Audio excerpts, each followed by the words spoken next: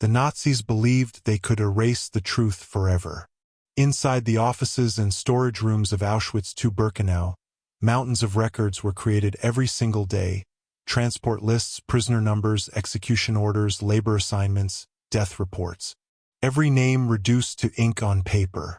Every life turned into another file inside a system built for extermination. But as the war began collapsing around them and Soviet forces pushed closer toward the camps, panic spread through the Nazi administration. Suddenly, the records became dangerous because those papers contained proof. Proof of deportations, proof of mass murder, proof of an industrial killing machine unlike anything the world had ever seen. And so, desperate orders were given. Burn the files. Destroy the evidence. Erase the victims from history itself. But inside the camp, some prisoners understood exactly what was happening. They realized the Nazis were trying to destroy the final traces of millions who had disappeared behind the fences. And in the middle of chaos, smoke, and fear, certain prisoners risked everything to sabotage the destruction, hide evidence, and preserve fragments of the truth before it vanished forever. Tonight, we uncover the terrifying final days inside Auschwitz.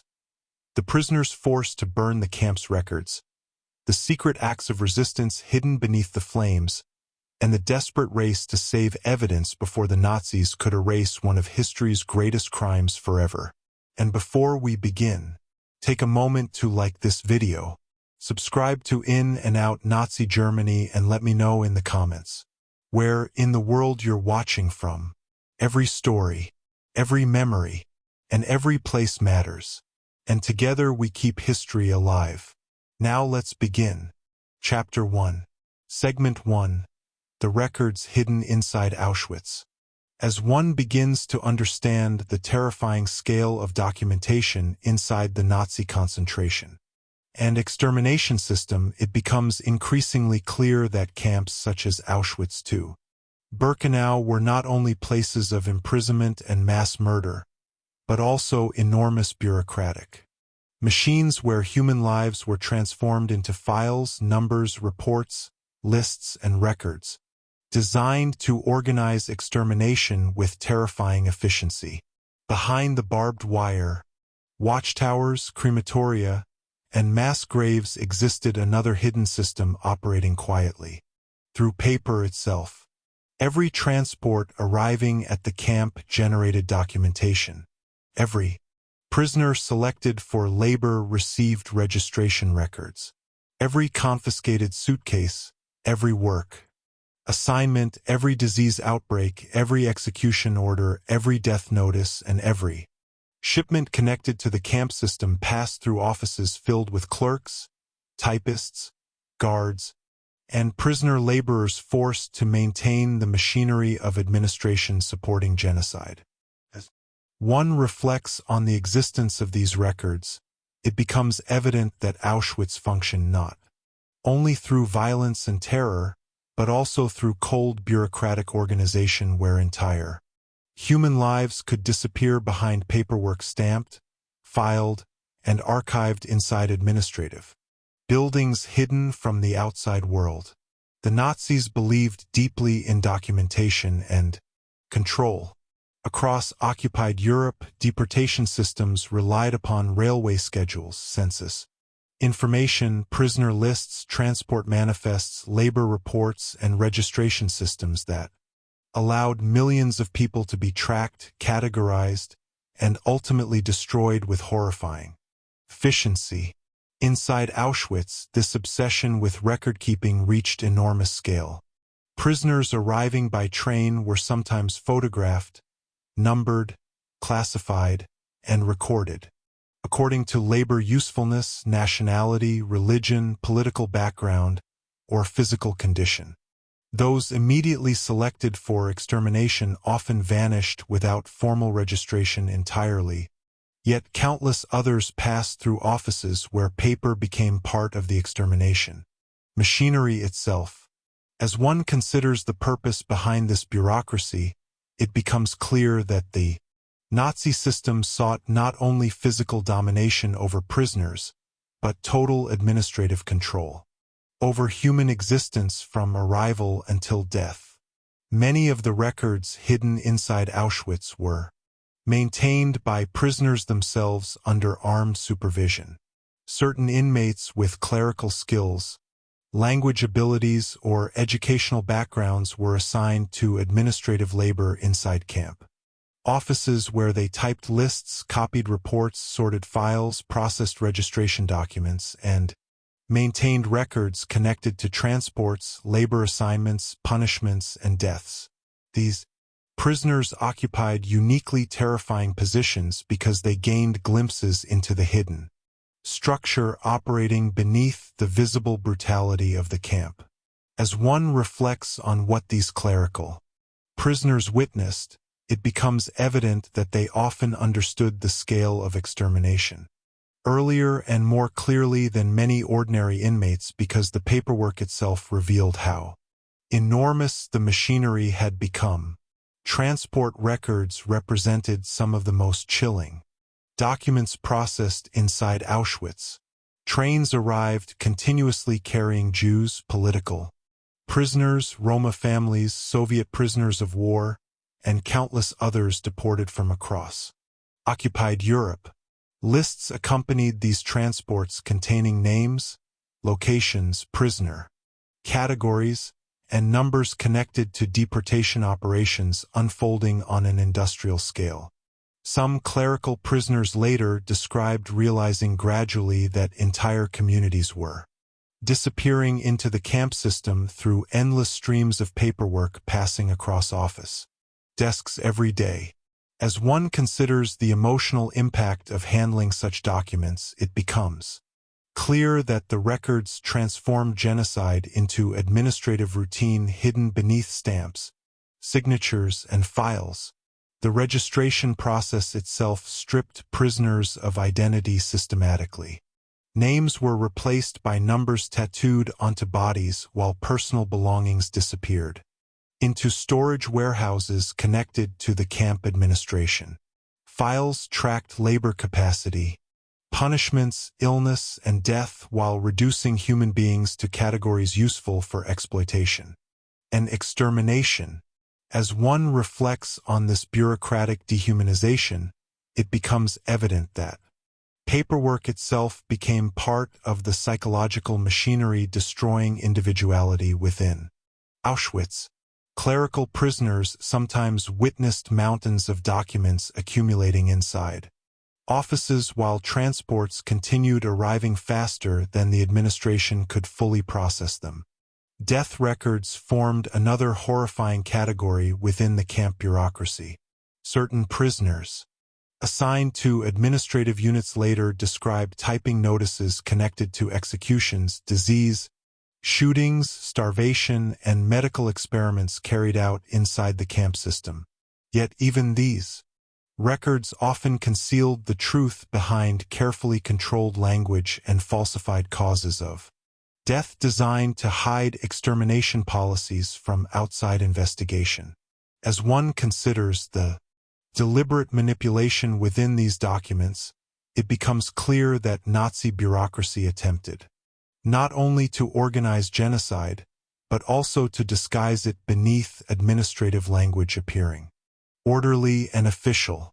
The records hidden inside Auschwitz also connected directly to economic exploitation. Prisoners' belongings were catalogued, sorted, and shipped throughout the Reich, while labor assignments tracked which inmates remained physically capable of work inside factories, construction units, and industrial operations supporting the Nazi war economy. Gold, teeth, jewelry, clothing, luggage, and personal possessions taken from deportees passed through warehouses filled with inventory lists and transport forms documenting stolen property on enormous scale. As one reflects on this system, it becomes evident that extermination and bureaucracy operated together through carefully organized administrative structures supporting both murder and theft simultaneously. Yet, despite the terror surrounding these offices and files, some prisoner clerks gradually recognized the historical importance of the records surrounding them. Certain inmates secretly memorized figures, copied information mentally, hid fragments of documents, or attempted preserving evidence of deportations and extermination procedures, because they understood the paperwork represented proof of crimes unfolding behind the fences. As one considers these acts of quiet resistance, it becomes clear that some prisoners realized the records might someday become essential evidence against the Nazi regime itself.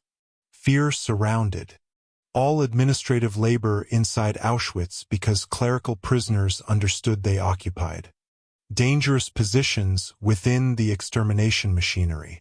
They saw too much. They processed documents connected to deportations, executions, labor exploitation, and death on enormous scale. Guards monitored these offices heavily while prisoners understood that any attempt to steal, hide, or reveal information could lead immediately to torture or execution. As one reflects on this atmosphere, it becomes evident that the records hidden inside Auschwitz represented both tools of extermination and potential evidence capable of exposing the entire machinery to the world beyond the camp. Ultimately, the records hidden inside Auschwitz reveal how genocide depended not only upon physical violence but also upon bureaucracy, administration, paperwork, and systems of organized documentation designed to manage extermination on industrial scale. Behind every transport list, registration form, labor report, and death notice stood human lives, systematically reduced to files inside the machinery of Nazi control. And within those offices worked prisoners who increasingly understood that the papers surrounding them contained the truth the Nazis might someday desperately try to destroy.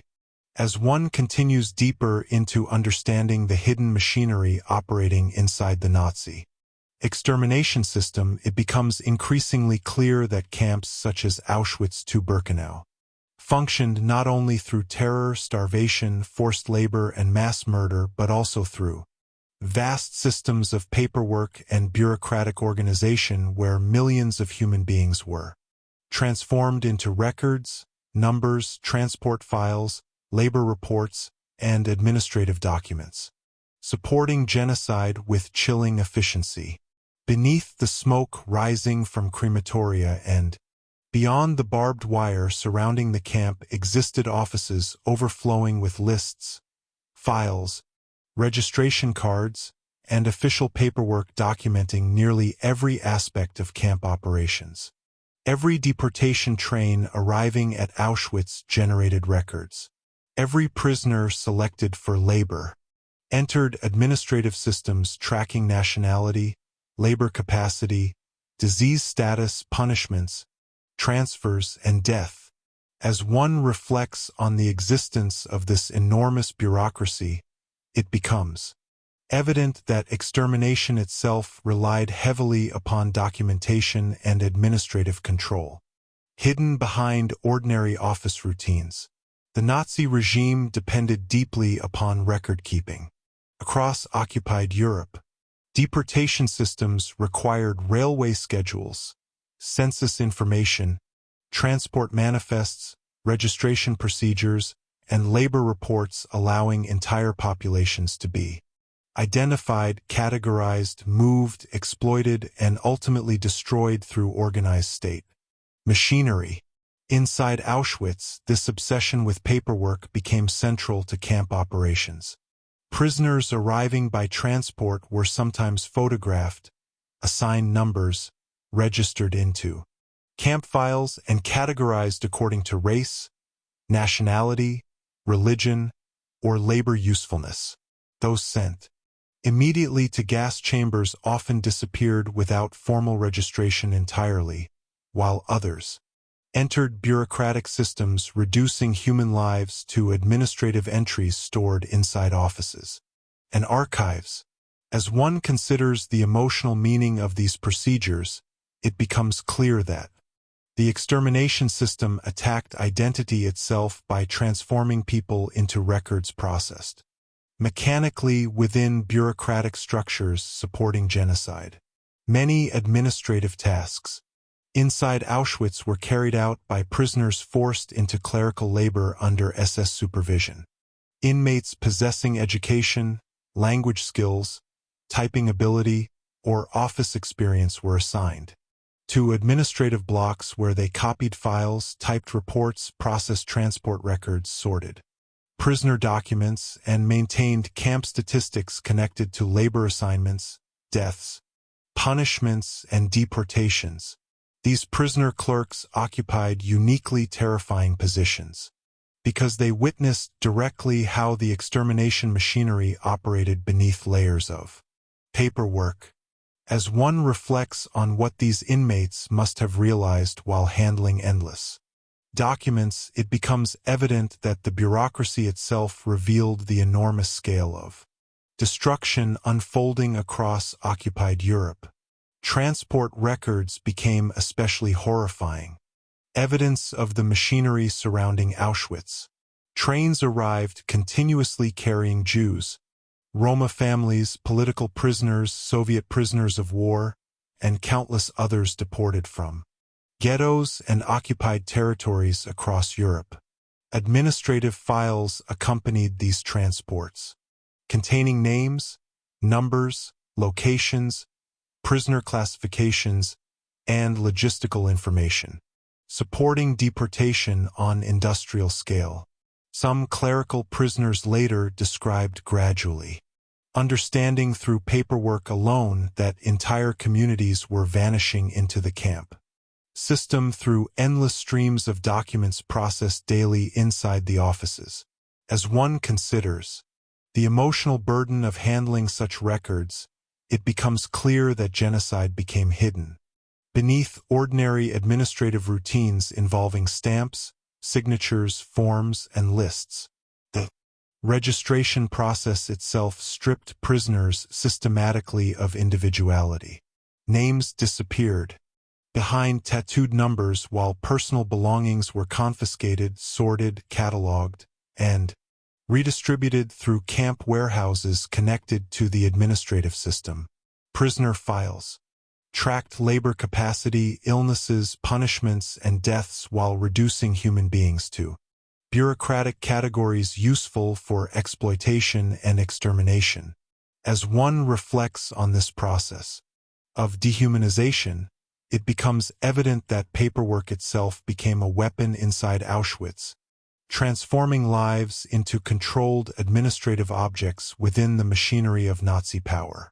Death records formed another horrifying layer of camp bureaucracy. Certain prisoner clerks later described typing reports connected to shootings, disease outbreaks, starvation deaths, medical experiments, executions, and selections carried out throughout the camp complex. Yet these records frequently concealed reality beneath falsified causes of death and carefully controlled language intended to disguise extermination policies from outside scrutiny. As one considers the deliberate manipulation within these documents, it becomes clear that the Nazi bureaucracy sought not only to organize mass murder, but also to hide its true nature beneath official administrative appearance. Economic exploitation also depended upon extensive record-keeping. Inside Auschwitz, clothing, gold, jewelry, money, luggage, and personal belongings confiscated. From deportees passed through warehouses where inventories and transport forms documented stolen property on enormous scale. Labor records tracked which prisoners remained physically useful for factories, construction projects, and industrial production supporting the German war economy. As one reflects on these systems, it becomes evident that extermination and economic exploitation operated together through carefully organized bureaucratic structures managing both murder and theft simultaneously. Yet within this terrifying administrative world, some prisoner Clerks slowly recognized the importance of the records surrounding them. Certain inmates secretly memorized figures, transport details, and deportation numbers while others attempted hiding fragments of documents or preserving information mentally because they understood the paperwork represented proof of crimes unfolding behind the camp fences. As one considers these quiet acts of resistance, it becomes clear that some prisoners recognized the historical significance of the records long before the outside world fully understood the scale of extermination occurring. Within Auschwitz, fear surrounded every aspect of administrative labor because clerical prisoners understood they possessed dangerous knowledge. They processed documents connected directly to deportations, selections, executions, labor exploitation, and death on massive scale. Guards monitored offices heavily while prisoners knew any attempt to hide evidence or reveal information could lead immediately to torture or execution. As one reflects on the atmosphere surrounding these offices, it becomes evident that the records hidden inside Auschwitz represented both instruments of extermination and potential evidence capable of exposing the entire machinery of genocide. Ultimately, the records hidden inside Auschwitz reveal how the Holocaust depended not only upon violence and killing, but also upon bureaucracy, paperwork, and systems of administrative control designed to manage extermination with industrial precision. Behind every transport manifest, registration form, labor report, and death file stood human beings systematically reduced to documentation inside the machinery of Nazi power. And among those records worked prisoners who increasingly understood that the papers surrounding them contained truths the regime might someday try desperately to burn away forever. Chapter 1. Segment 2. Prisoners forced into the camp offices. As one continues deeper into understanding the hidden administrative machinery inside the Nazi extermination system, it becomes increasingly clear that many prisoners inside Auschwitz II Birkenau were forced into clerical labor supporting the very bureaucracy that controlled imprisonment, deportation, forced labor, and death because the camp administration depended heavily upon inmate workers to maintain its enormous system of records, files, transport lists, registration cards, and reports. Behind the visible brutality of guard towers, starvation, and crematoria existed another terrifying world, hidden inside office buildings where prisoners sat before typewriters, filing cabinets, stacks of forms, and endless paperwork documenting the machinery of genocide itself. These clerical prisoners occupied one of the most psychologically complex positions inside Auschwitz because they gained access to information and records, revealing the scale of extermination while simultaneously remaining trapped inside the same deadly system surrounding every other inmate. As one reflects on the reality of these office assignments, it becomes evident that the Nazi bureaucracy relied upon forced prisoner labor not only for construction and industrial work, but also for administration, organization, and concealment of mass murder on industrial scale. The camp authorities selected certain prisoners for office labor based on education, handwriting ability, typing skills, language knowledge, or previous professional experience.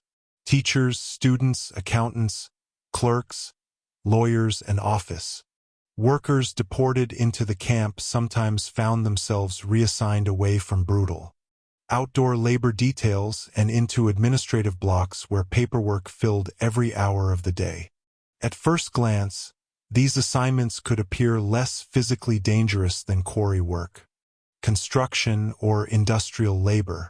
Office workers sometimes gained limited shelter from weather, slightly better access to food, or temporary protection from immediate selections. Yet as one considers the emotional burden carried by these prisoners, it becomes clear that clerical labor exposed inmates to psychological horrors different from, but no less devastating than, many other forms of camp suffering. Inside the offices, prisoners processed endless streams of documents, connected directly to extermination and deportation operations unfolding across occupied Europe. Transport manifests arrived listing deportees shipped from ghettos, prisons, and occupied cities into Auschwitz. Registration forms documented labor assignments, prisoner categories, punishments, and disease outbreaks. Death reports passed across desks while inventories tracked. Confiscated property taken from victims entering the camp system. As one reflects on what these clerical prisoners witnessed through paperwork alone, it becomes evident that they gradually saw the machinery of genocide revealed line by line through the records surrounding them. Some prisoner clerks later described realizing the enormous scale of extermination not through direct observation of gas chambers or crematoria initially, but through the endless flood of paperwork, documenting transports arriving faster than the camp administration could fully process. Entire communities appeared inside files and then vanished from records almost immediately afterward. Certain prisoners noticed transport numbers vastly exceeding registered inmate populations, leading them to understand that many deportees were being killed without formal registration at all. As one considers these realizations, it becomes clear that the offices themselves became places where administrative records quietly exposed the hidden structure of extermination operating. Beneath official bureaucracy, the work itself demanded constant precision beneath terrifying conditions. Prisoners typed reports, copied lists, stamped forms, filed registration cards, updated camp statistics, and maintained records under the supervision of SS officers and camp administrators. Mistakes could lead to beatings, punishment, transfer to deadly labor details, or execution. Guards monitored prisoner clerks carefully because the records contained sensitive information connected directly to deportations, labor exploitation, executions, and extermination procedures. As one reflects on the atmosphere inside these offices, it becomes evident that clerical prisoners lived under constant psychological pressure while surrounded by documents revealing crimes unfolding daily throughout the camp complex. The office assignments also created painful moral and emotional conflicts for many prisoners. Clerical workers understood that their labor helped maintain systems controlling transports, prisoner classifications, labor assignments, and confiscated property. Some prisoners later described overwhelming guilt connected to processing paperwork tied directly to deportation and extermination machinery even while fully recognizing they possessed no genuine freedom or choice inside the camp system. As one considers this emotional burden, it becomes clear that the Nazi administration trapped prisoners within impossible circumstances where survival itself sometimes required participation under coercion in bureaucratic systems supporting genocide. Yet, despite these terrifying conditions, some prisoner clerks quietly searched for ways to resist. Certain inmates memorized transport figures, copied information mentally, hid fragments of documents, altered records subtly, or attempted preserving evidence connected to deportation and extermination operations. Others secretly shared information with resistance groups inside the camp or passed warnings whenever possible about upcoming selections and transports. As one reflects on these acts, it becomes evident that some prisoners recognized the historical importance of the paperwork surrounding them and understood that preserving evidence might someday expose the crimes hidden behind Nazi bureaucracy. The Office workers also witnessed how the camp administration attempted to disguise extermination. Beneath controlled language and falsified documentation, death certificates frequently listed fake causes of death, while records concealed the existence of gas chambers and mass killings behind bureaucratic terminology. Administrative language transformed murder into routine paperwork, processed mechanically through forms and reports. As one considers this manipulation, it becomes clear that bureaucracy itself became part of the machinery concealing genocide from the outside world while enabling it internally. Fear remained constant because prisoner clerks understood they possessed dangerous knowledge. They saw deportation records, labor reports, execution orders, and transport figures revealing the true scale of Auschwitz more clearly than many ordinary inmates could grasp. Guards understood this danger as well. Offices remained heavily supervised while prisoners' new discovery of hidden documents, resistance activity, or information leaks could result immediately in torture or death. As one reflects on the psychological tension surrounding these administrative units, it becomes evident that the clerical prisoners existed inside a hidden battlefield where paperwork, memory, and evidence carried enormous risk. Ultimately, the prisoners forced into the camp offices reveal how Auschwitz operated not only through physical terror and extermination, but also through vast bureaucratic systems maintained partly by coerced inmate labor. These prisoners sat before typewriters and filing cabinets while processing documents tied directly to deportation, exploitation, and death on industrial scale. Their experiences exposed the terrifying role bureaucracy played within genocide, while also revealing how some inmates quietly resisted through preserving fragments of truth hidden inside the camp's records. As one continues deeper into understanding the bureaucratic machinery operating inside the Nazi extermination system, it becomes increasingly clear that many prisoners inside Auschwitz II Birkenau were forced into administrative labor supporting the camp bureaucracy because the enormous system of records, registration procedures, transport manifests, labor reports, inventories, and death files required constant maintenance by inmate clerks working under SS supervision. Behind the visible horror of starvation, selections, crematoria, and barbed wire, existed another hidden world inside office blocks where prisoners sat surrounded by stacks of paperwork documenting the machinery of genocide itself. These clerical inmates occupied uniquely terrifying positions within Auschwitz because they gained access to information, exposing the scale of extermination while remaining prisoners trapped inside the same deadly system surrounding every other inmate.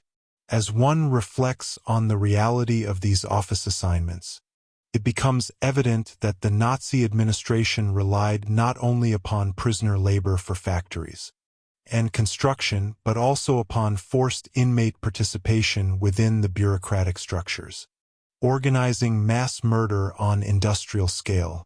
Camp authorities selected certain prisoners for office work based on education, typing skills, language knowledge, handwriting ability, or previous professional experience before deportation. Teachers, accountants, students, secretaries, lawyers, and clerks sometimes found themselves reassigned from physically brutal outdoor labor into administrative blocks where paperwork consumed daily existence. Compared with quarry work, construction details, or industrial factories, office assignments could appear temporarily safer. Because prisoners sometimes gained indoor shelter, slightly improved food access, or reduced exposure to immediate selections. Yet, as one considers the emotional burden carried by these clerical workers, it becomes clear that administrative labor exposed inmates to psychological horrors deeply connected to the extermination system itself. Inside the offices, prisoners handled endless streams of documents tied directly to deportation and death across occupied Europe. Transport manifests arrived listing Jews, political prisoners, Roma families, Soviet prisoners of war, and countless others shipped toward Auschwitz from ghettos and occupied territories. Registration cards tracked prisoner classifications, labor assignments, punishments, illnesses, and transfers, while inventories documented property confiscated from deportees entering the camp system. Death reports passed across desks continuously beneath official stamps and signatures. As one reflects on what these clerical prisoners witnessed through paperwork alone, it becomes evident that the offices themselves revealed the structure of genocide line by line through administrative routine. Some prisoner clerks later described understanding the scale of extermination gradually through the overwhelming volume of records passing daily across office desks. Entire transports appeared inside files only to vanish almost immediately from camp documentation afterward. Certain inmates noticed enormous differences between deportation figures and registered prisoner populations, leading them to realize many victims were being murdered immediately without formal camp registration. As one considers the emotional impact of these realizations, it becomes clear that the bureaucracy quietly exposed the hidden extermination process beneath ordinary administrative appearance. The labor demanded constant precision beneath terrifying conditions. Prisoners typed reports, filed records, copied forms, updated camp statistics, and processed official paperwork under direct SS supervision. Mistakes inside these offices could lead to beatings, punishment details, transfer to deadly labor, assignments, or execution. Guards monitored clerical prisoners carefully because the records contained sensitive information connected directly to deportations, forced labor, executions, and extermination operations. As one reflects on the atmosphere surrounding these offices, it becomes evident that administrative labor created continuous psychological tension where every document processed carried potential danger. The office assignments also trapped many prisoners inside painful moral conflicts. Clerical workers understood their labor contributed to systems organizing. Transports, prisoner classifications, confiscated property, and camp administration tied directly to genocide. Some survivors later described overwhelming guilt connected to processing records, linked to deportation and extermination even while fully understanding they possessed no real freedom or ability to refuse orders within the camp system. As one considers this emotional burden, it becomes clear that the Nazi administration forced prisoners into impossible situations, where survival sometimes depended upon participating under coercion within bureaucratic structures supporting mass murder. Yet, despite overwhelming danger, some clerical prisoners quietly attempted resistance from inside the offices themselves. Certain inmates memorized transport figures, copied information mentally, hid document fragments, altered records subtly, or attempted preserving evidence connected to extermination operations. Others secretly shared information with underground resistance networks inside the camp or warned fellow prisoners, whenever possible, about upcoming selections and deportations. As one reflects on these acts, it becomes evident that some inmates recognized the enormous historical importance of the records surrounding them and understood that preserving evidence might someday expose the crimes hidden behind Nazi bureaucracy. Clerical prisoners also witnessed how the camp administration manipulated language deliberately to disguise extermination. Official reports often concealed killings behind falsified causes of death and bureaucratic terminology designed to make mass murder appear administrative and routine. Gas chambers, executions, and starvation disappeared. Beneath paperwork written in controlled official language masking reality behind statistics and forms. As one considers this manipulation, it becomes clear that bureaucracy itself became part of the machinery concealing genocide while simultaneously enabling it. Fear remained constant throughout these administrative units because prisoner clerks understood they possessed dangerous knowledge about camp operations. They processed deportation records, labor reports, transport statistics, and death files, revealing the scale of Auschwitz more clearly than many ordinary prisoners could fully understand. Guards recognized this danger as well. Offices remained heavily supervised while inmates' new discovery of resistance activity, hidden documents or information leaks could result instantly in torture or death. As one reflects on the psychological atmosphere surrounding these offices, it becomes evident that clerical prisoners existed inside hidden spaces where paperwork, evidence, and memory carried enormous risk.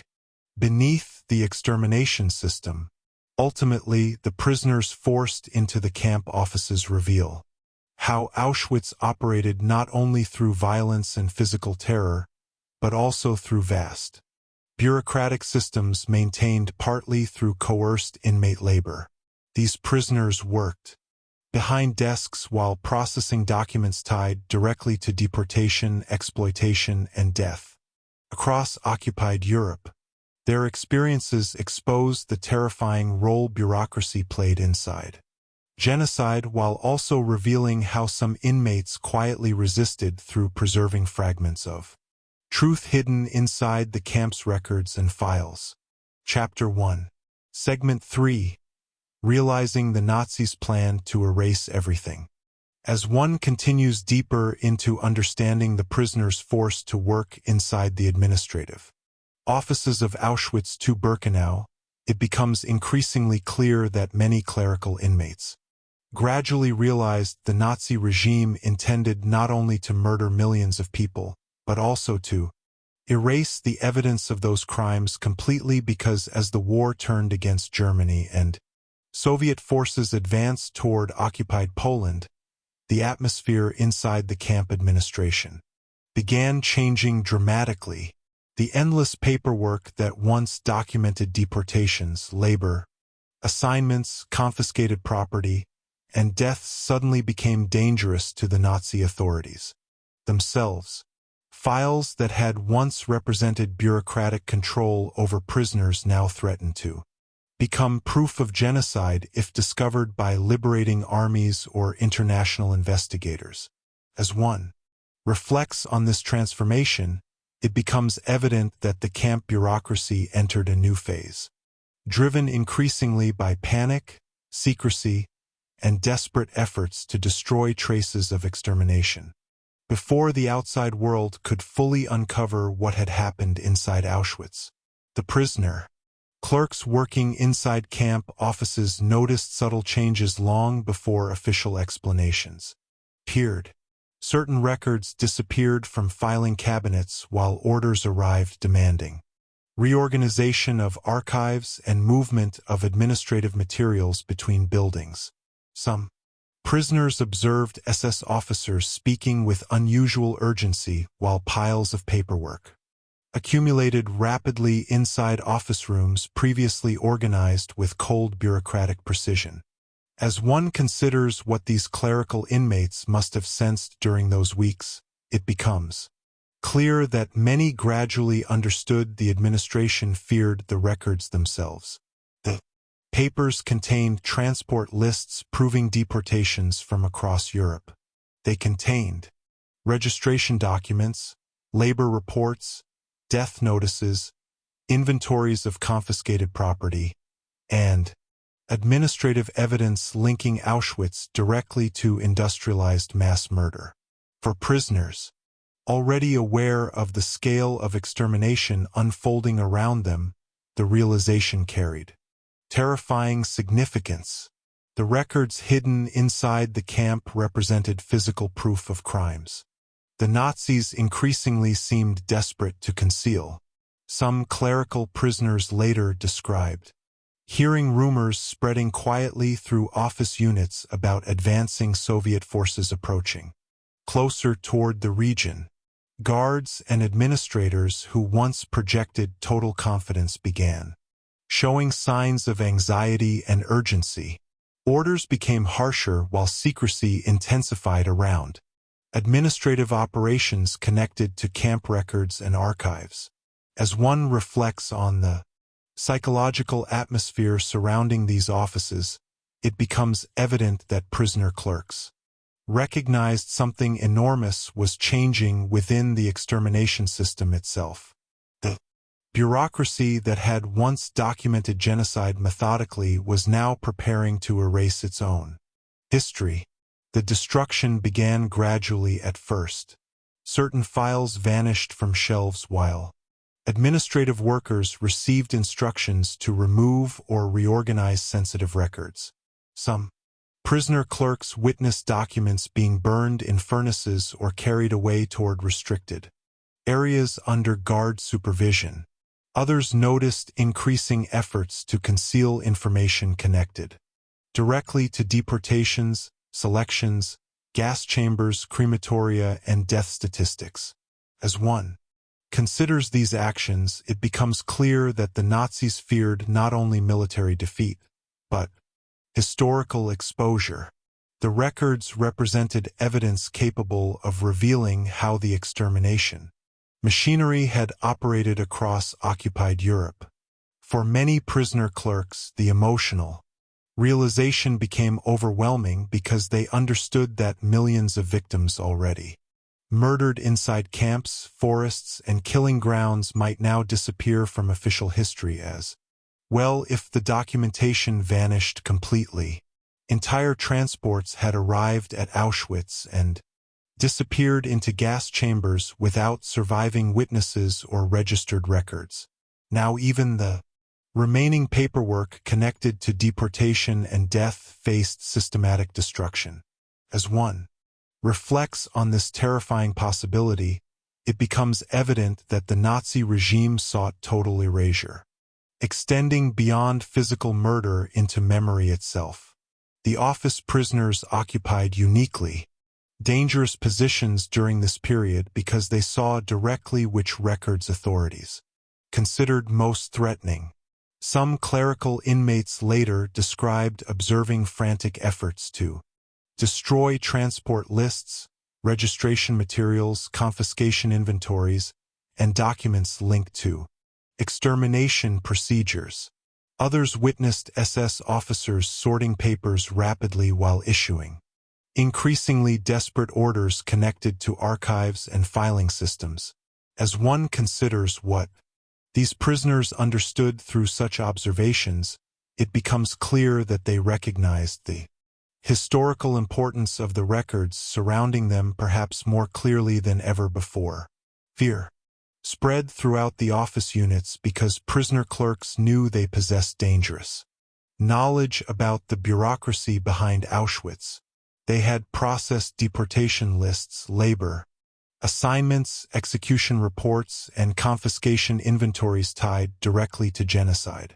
If the administration intended destroying evidence, many prisoners suspected witnesses connected to those records might also become targets. Rumors circulated quietly about evacuations, executions, and liquidation of prisoners possessing sensitive administrative knowledge. As one reflects on this atmosphere, it becomes evident that clerical inmates understood the machinery of erasure might soon consume them as well. Yet, despite overwhelming danger, some prisoners began secretly considering how fragments of truth might still survive. Certain clerical workers attempted memorizing transport numbers, hiding small pieces of documentation, or preserving information. mentally before files disappeared forever into flames and destruction. Others quietly shared concerns with underground resistance groups operating inside the camp. As one considers these acts, it becomes clear that some prisoner clerks recognized they stood inside a desperate race between historical truth and systematic erasure. The emotional burden carried by these prisoners became immense because they understood the records represented more than paperwork alone.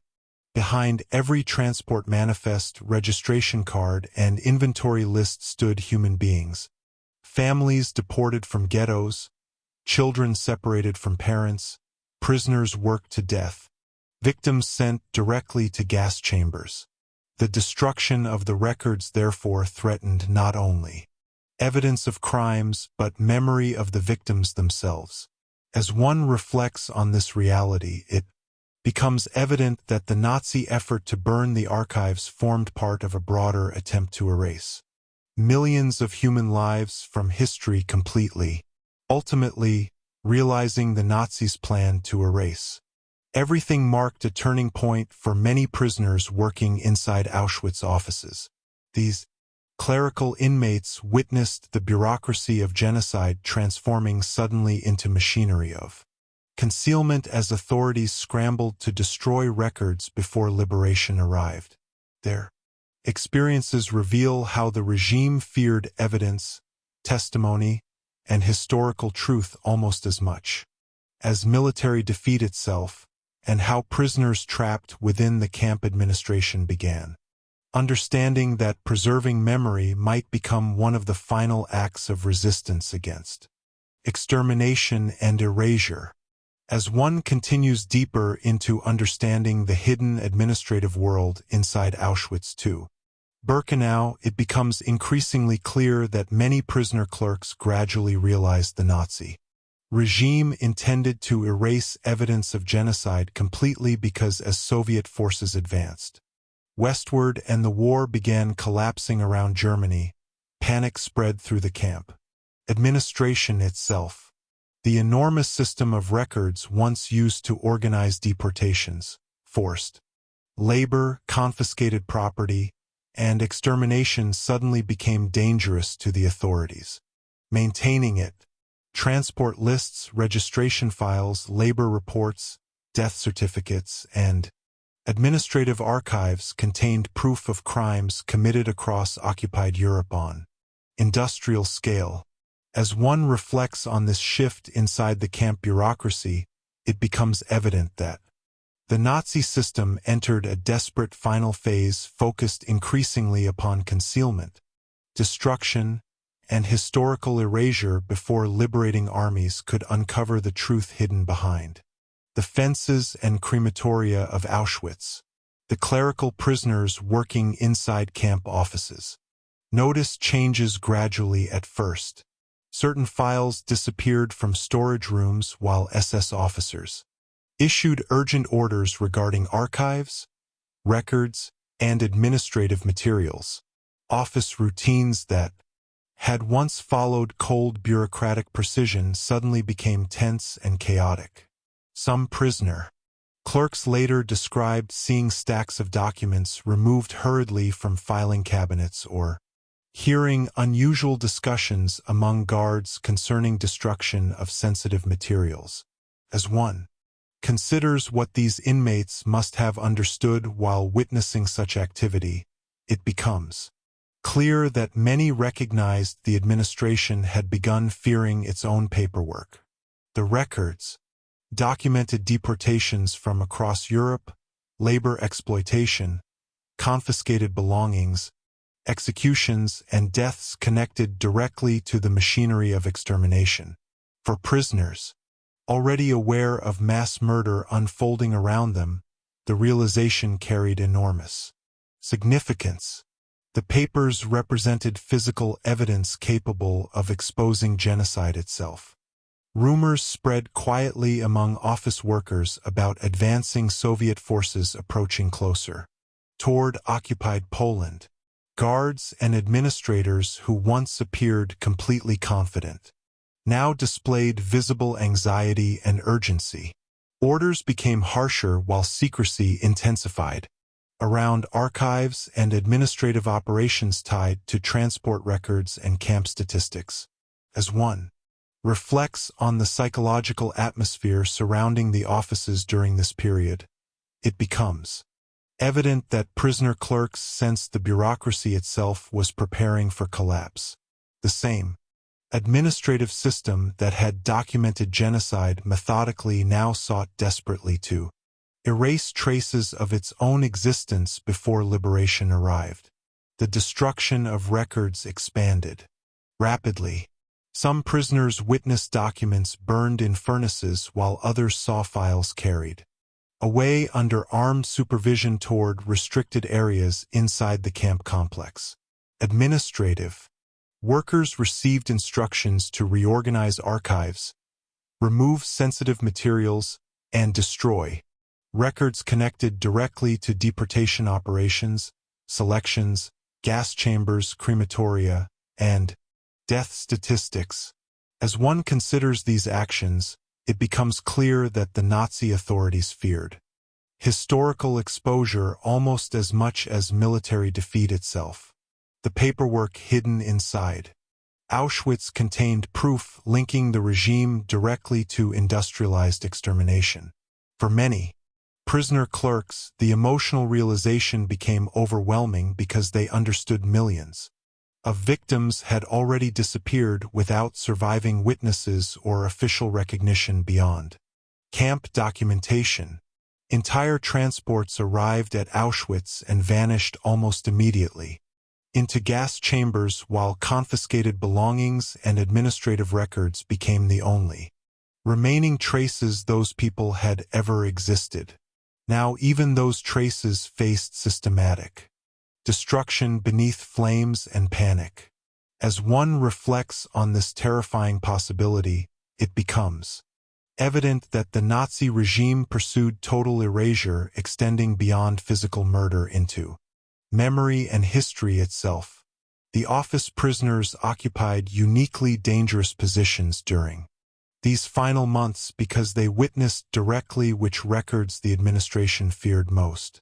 Some clerical inmates later described observing frantic efforts to eliminate transport manifests, registration cards, inventories of stolen property, and documents connected to extermination procedures.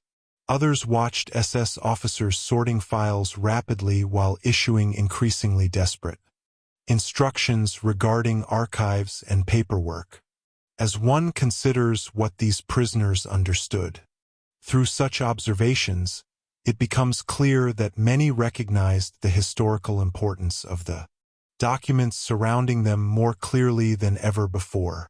Fear spread throughout the office units because prisoner clerks knew they possessed sensitive knowledge about how Auschwitz functioned administratively. They had typed deportation lists, processed labor assignments, copied death reports, and maintained records tied directly to genocide. If the administration intended destroying evidence, prisoners feared witnesses connected to those records might soon become targets as well. Rumors circulated quietly about evacuations, executions, and liquidation of inmates possessing administrative knowledge. As one reflects on the atmosphere inside these offices, it becomes evident that clerical prisoners understood the machinery of concealment might soon turn against them directly. Yet, despite overwhelming danger, some prisoners quietly began searching for ways to preserve fragments of truth before the records vanished forever. Certain clerical workers attempted memorizing deportation figures, hiding small pieces of documentation, or retaining information mentally about transport operations and camp statistics. Others communicated secretly with underground resistance networks operating inside Auschwitz about the destruction underway. As one considers these acts, it becomes clear that some prisoner clerks recognized they stood inside a desperate struggle between memory and erasure unfolding within. The camp bureaucracy itself. The emotional burden carried by these inmates became immense, because they understood the records represented far more than administrative paperwork alone. Behind every transport list, labor report, inventory sheet, and death file stood human beings. Families deported from ghettos, children separated from parents, prisoners worked to death, and victims murdered immediately upon arrival. The destruction of the records therefore threatened not only evidence of Nazi crimes, but memory of the victims themselves. As one reflects on this reality, it becomes evident that burning the archives formed part of a broader attempt to erase millions of human lives from history entirely, ultimately realizing the Nazis' plan to erase everything became a turning point for many prisoners working inside Auschwitz offices. These clerical inmates witnessed the bureaucracy of genocide transforming into machinery of concealment as authorities scrambled desperately to destroy evidence before liberation. Their experiences reveal how deeply the regime feared truth, memory, and historical accountability, and how prisoners trapped inside the camp administration began understanding that preserving fragments of evidence might become one of the final acts of resistance against extermination and total erasure. Chapter 2. Segment 1. The Orders to Destroy the Archives. As one continues deeper into understanding the final months inside Auschwitz to Birkenau, it becomes increasingly clear that the Nazi administration entered a state of growing panic as Soviet forces advanced steadily toward occupied Poland because the enormous archives, transport, records, registration files, labor reports, confiscation inventories, and administrative documents hidden inside the camp now threatened to become devastating evidence of genocide if discovered, intact by liberating armies. The same bureaucracy that had once proudly documented deportations, prisoner classifications, labor exploitation, and camp operations with cold administrative precision suddenly became dangerous to the regime itself.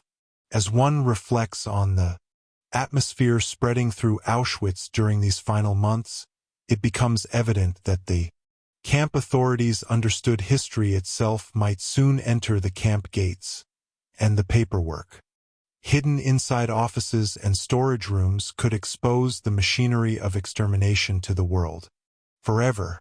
Panic therefore transformed the administration into a machinery of destruction as orders spread through the camp demanding systematic elimination of records tied to deportation, forced labor, executions, and death.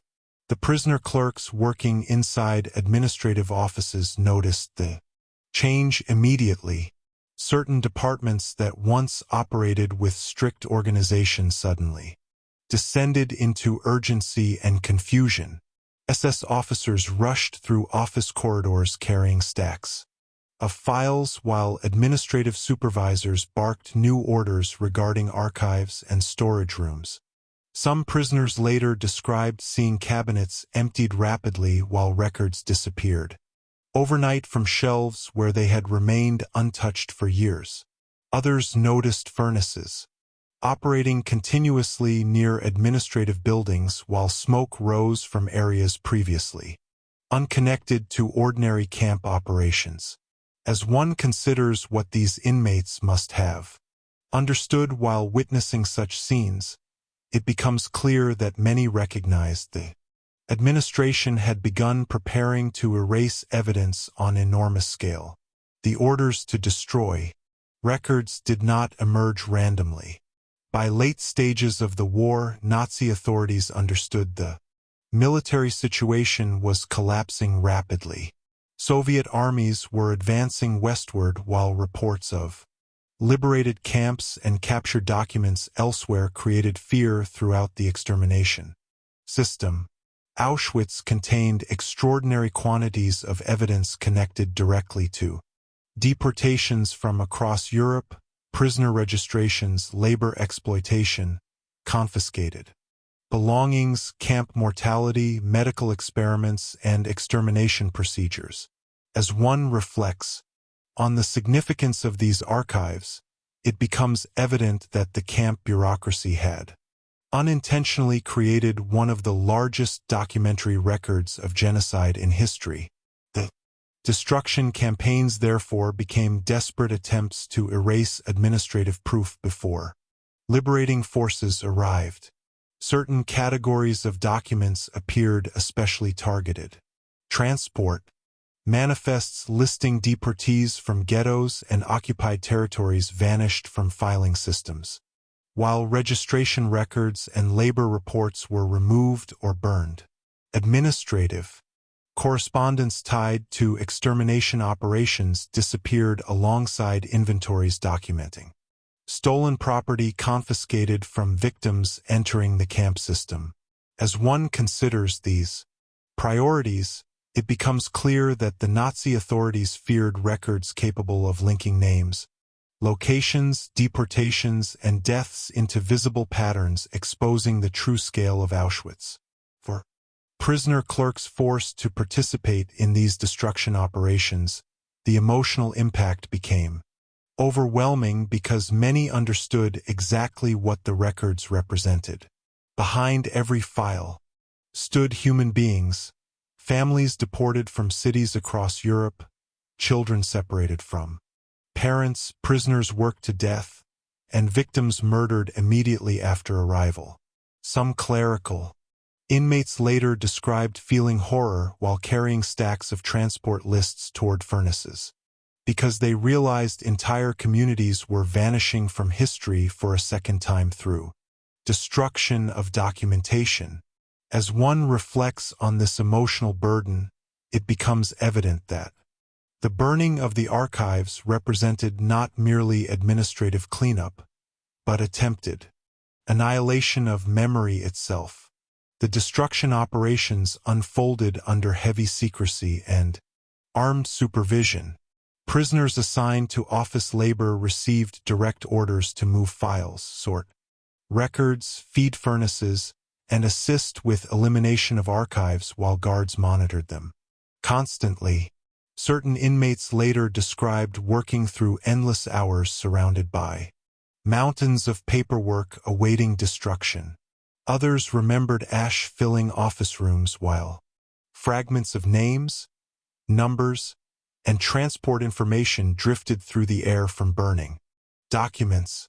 As one considers the psychological atmosphere surrounding these operations, it becomes clear that prisoner clerks recognized they stood inside a desperate race between evidence and erasure unfolding in real time. Fear spread rapidly among administrative prisoners because many understood they themselves had become dangerous witnesses. They had processed deportation lists, copied reports, maintained camp statistics, and observed destruction of evidence. Directly, rumors circulated quietly that once the records disappeared, the prisoners connected to those archives might also be executed before evacuation or liberation occurred. Some clerical inmates later described sensing that the administration viewed them increasingly as liabilities, rather than useful workers.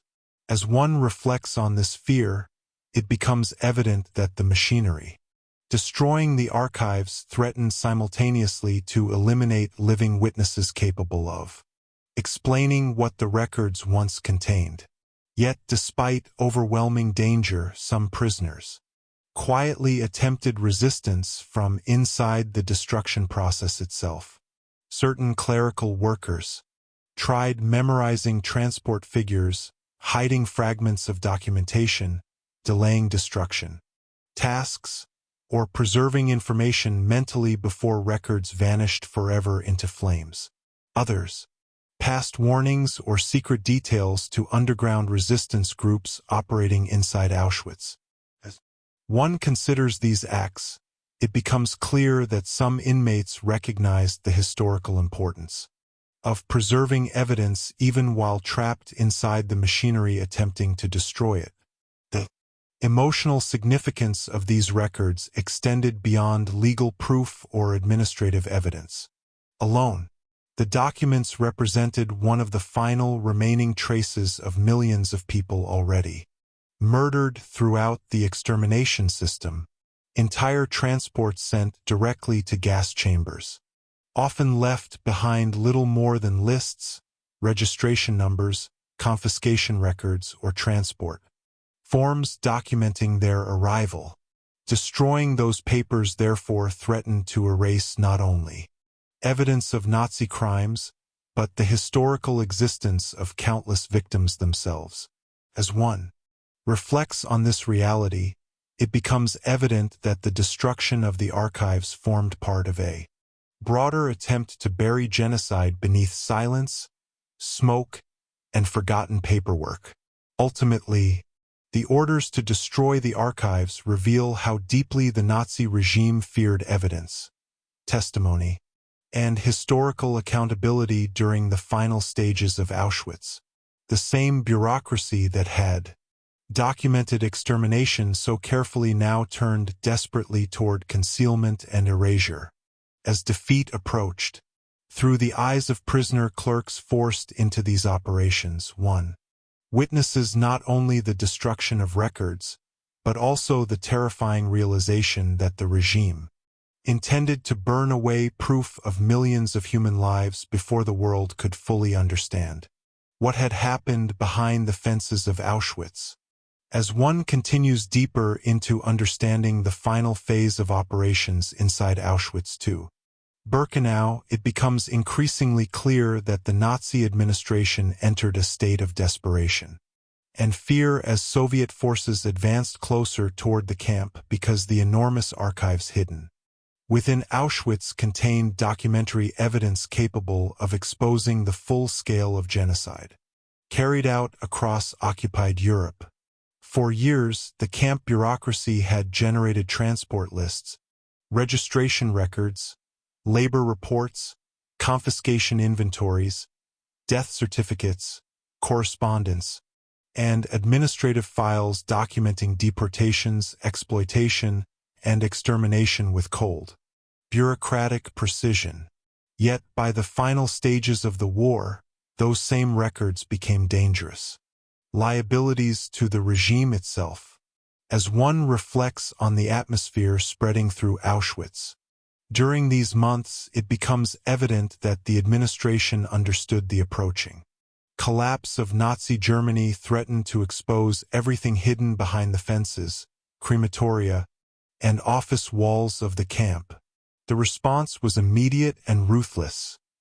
Destroy the archives, eliminate the paperwork, and erase every possible trace of the machinery of genocide before liberating forces arrived. The prisoner clerks assigned to administrative labor witnessed the shift. Almost immediately, offices that once operated through rigid routine suddenly filled with urgency and panic. SS officers moved rapidly between departments carrying stacks of files while guards issued new instructions regarding archives, storage rooms, and confidential records.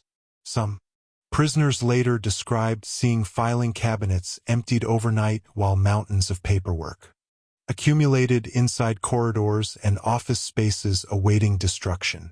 Others remembered furnaces burning continuously near administrative buildings as smoke spread across sections of the camp, previously associated only with clerical work. As one considers what these inmates must have understood while watching such scenes unfold, it becomes clear that many realized the administration feared its own documentation. The papers stored inside Auschwitz contained evidence linking deportations, forced labor, selections, and extermination into one vast organized system of mass murder.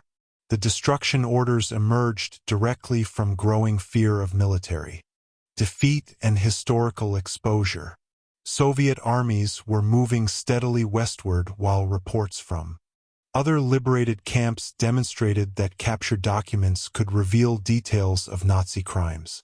To the outside world, Auschwitz contained some of the most extensive administrative records within the concentration and extermination camp system because deportations from across Europe passed through its bureaucracy. Transport manifests identified prisoners arriving from ghettos and occupied territories, while registration files documented inmate classifications, labor assignments, illnesses, punishments, and deaths. As one reflects on the scale of this bureaucracy, it becomes evident that the camp administration had unknowingly created an enormous documentary map of genocide itself. Destroying those archives, therefore, became a desperate attempt to erase proof before investigators or liberating soldiers could uncover it. Certain categories of documents appeared especially targeted for elimination. Prisoner clerks later described seeing transport records removed rapidly from storage, while administrative correspondence tied to extermination procedures vanished from filing systems. Labor reports, registration materials, and inventories documenting confiscated property also disappeared beneath destruction campaigns. As one considers why these records received particular attention, it becomes clear that the authorities feared paperwork capable of connecting deportations, camp operations, and mass death into visible patterns revealing the true nature of Auschwitz. For the prisoners forced to participate in destroying these archives, the emotional impact became unbearable because many understood exactly what the records represented. Behind every document stood human beings, families, deported from cities across Europe, children separated from parents, prisoners worked to exhaustion, and victims murdered immediately after arrival.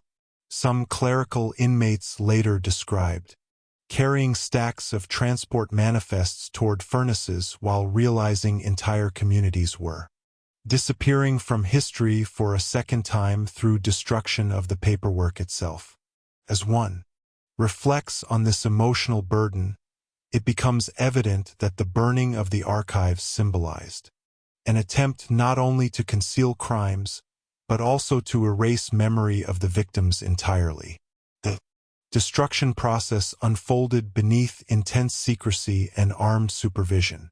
Prisoners assigned to administrative units received direct orders to sort files, move archives, burn documents, and assist with elimination of records, while guards watched constantly for signs of resistance or sabotage. Certain inmates later described endless hours feeding furnaces packed with papers, while ash-covered office floors and fragments of names drifted through the air from burning records. Others remembered the overwhelming psychological horror of recognizing transport lists or prisoner files moments before they vanished permanently into flames. As one considers the atmosphere inside these offices, it becomes clear that the prisoner clerks understood they were witnessing one of the final stages of the extermination system itself, the destruction of evidence. Before collapse, fear spread rapidly among administrative prisoners because many realized they themselves had become dangerous witnesses. They had processed deportation manifests, copied reports, maintained camp statistics, and observed the destruction operations directly. Rumors circulated quietly that once the archives disappeared, prisoners connected to administrative work might also be executed before evacuations or liberation occurred. Some inmates later described sensing guards viewed them increasingly with suspicion because they possessed knowledge about records already destroyed. As one reflects on this fear, it becomes evident that the machinery of concealment threatened simultaneously to eliminate both documentary evidence and living witnesses capable of explaining what the files once contained. Yet, despite overwhelming danger, Certain prisoners attempted quietly to resist from inside the destruction process itself. Some clerical workers memorized transport figures, hid fragments of documentation, delayed burning operations subtly, or preserved information mentally before records vanished forever. Others communicated secretly with underground resistance networks inside Auschwitz about the systematic destruction underway. As one considers these acts, it becomes clear that some inmates recognized preserving fragments of truth might become one of the final opportunities to resist. Total historical erasure. The emotional importance of the archives extended beyond administrative evidence alone. For many victims murdered immediately upon arrival, transport manifests, registration cards, confiscation inventories, or labor records represented the only remaining traces, proving they had existed at all. Destroying those papers therefore threatened to erase not only evidence of genocide, but memory of millions of lives swallowed by the extermination system. As one reflects on this reality, it becomes evident that the burning of the archives formed part of a broader attempt to bury genocide beneath smoke, ash, and silence before the world could fully understand what had happened inside Auschwitz. Ultimately, the orders to destroy the archives reveal how deeply the Nazi regime feared evidence, accountability, and historical truth during the final collapse of Auschwitz. The same bureaucracy that had once documented genocide, methodically now transformed into machinery of concealment desperately attempting to burn away proof of mass murder before liberation arrived. Through the eyes of the prisoner clerks forced into these operations, one witnesses not only destruction of paperwork, but also the terrifying realization that the regime intended to erase millions of human lives from history itself. Chapter 2. Segment 2. Prisoners watching names turn to ash. As one continues deeper into understanding the destruction of records inside Auschwitz II, Birkenau during the final months of the war, it becomes increasingly clear that many prisoner clerks experienced overwhelming psychological horror while being forced to burn the camp archives because they understood that inside those stacks of files existed the final traces of millions of people already swallowed by the extermination system. The documents were not merely administrative paperwork.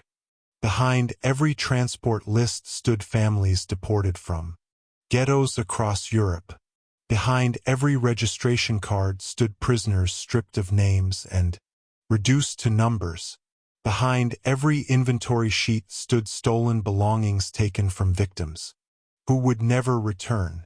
As one reflects on what these clerical prisoners witnessed while feeding records into furnaces beneath armed guard supervision, it becomes evident that they were watching entire human histories disappear into smoke and ash before their eyes. The destruction of the archives therefore became more than bureaucratic concealment. It became a second annihilation aimed directly at memory itself.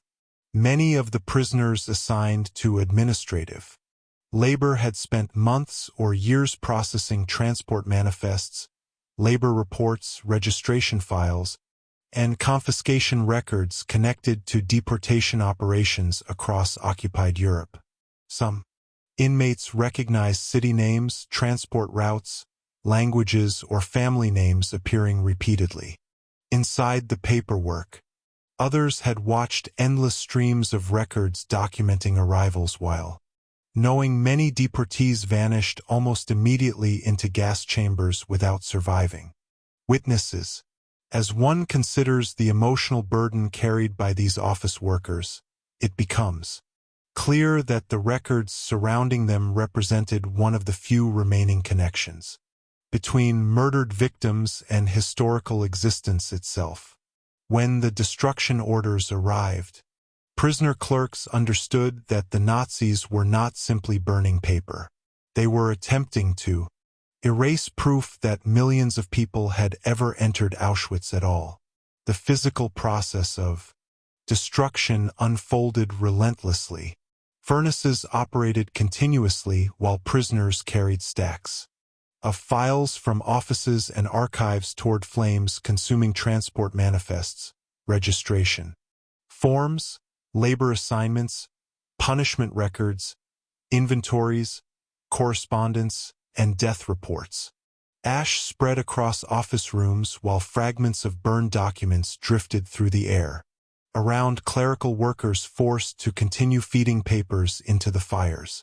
Some prisoners later described seeing names visible briefly upon pages moments before flames swallowed them completely. Others remembered transport numbers, prisoner lists, and handwritten records, disappearing forever beneath smoke rising above the camp. As one reflects on these scenes, it becomes evident that the destruction operations carried enormous symbolic weight because they represented organized attempts to erase memory through fire. Certain prisoners later described profound emotional shock while recognizing specific transports or records they had processed. Earlier during camp operations, a file connected to deportations from one city might remind an inmate of thousands already murdered months before. Registration records could contain names of prisoners long dead from starvation, executions, disease, or selections. Inventories listed personal belongings taken from families immediately before extermination. As one considers the emotional reality surrounding these moments, it becomes clear that clerical prisoners experienced the archive destruction not as abstract administrative work, but as witnessing the final disappearance of human lives into silence. The atmosphere inside the offices became psychologically unbearable. Guards shouted orders continuously while smoke and ash filled administrative buildings once associated with rigid bureaucratic routine. Some prisoners later described feeling trapped between terror and helplessness as they carried records toward destruction while fully understanding the historical significance of what was vanishing. Others remembered moments of emotional numbness caused by exhaustion, fear, and the overwhelming scale of extermination represented inside the files.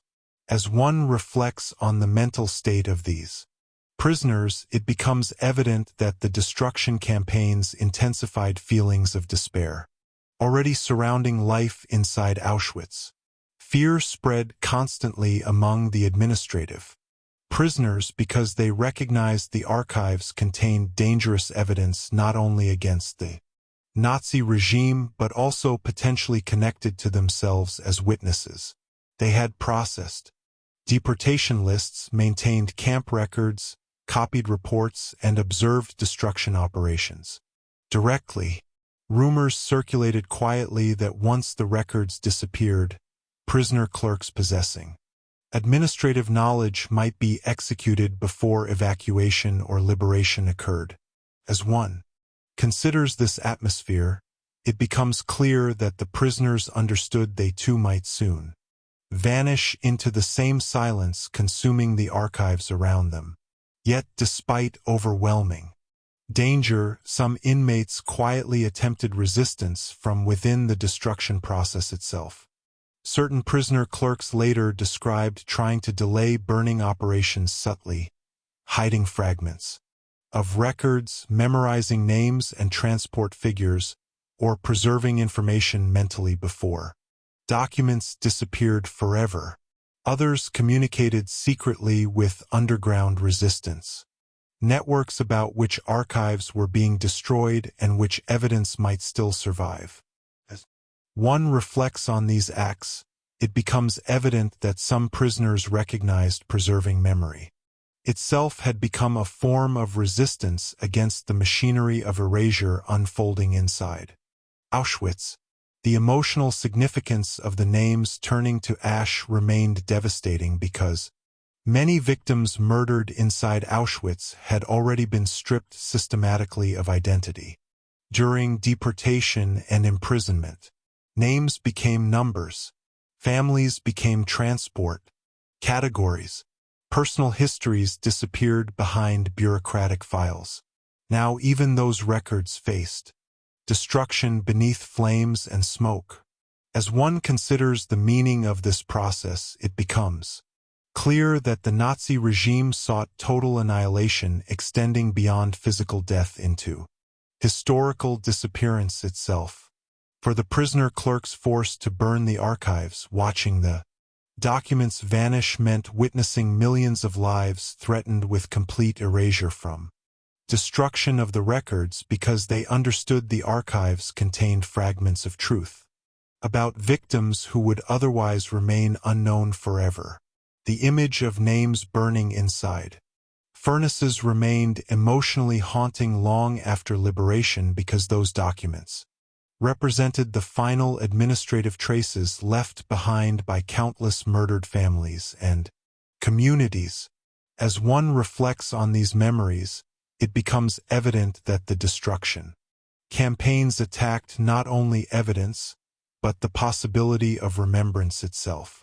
Ultimately, prisoners watching names turn to ash reveals one of the darkest emotional dimensions of the final months inside Auschwitz. Forced under armed supervision to destroy transport lists, registration files, and administrative records, clerical prisoners witnessed the Nazi regime attempting to erase millions of victims from history through fire and smoke. Yet through memory, testimony, and fragments of evidence preserved secretly by prisoners themselves, complete erasure failed. The names did not vanish entirely, because survivors carried the truth beyond the flames. As one continues deeper into understanding the destruction of evidence inside Auschwitz II, Birkenau during the final collapse of the Nazi extermination system, it becomes increasingly clear that many prisoner clerks experienced unbearable psychological trauma while being forced to burn camp records because they understood those documents represented the final surviving traces of millions of human beings already murdered throughout the Holocaust. The files stacked inside the offices and archives were not simply pieces of paper.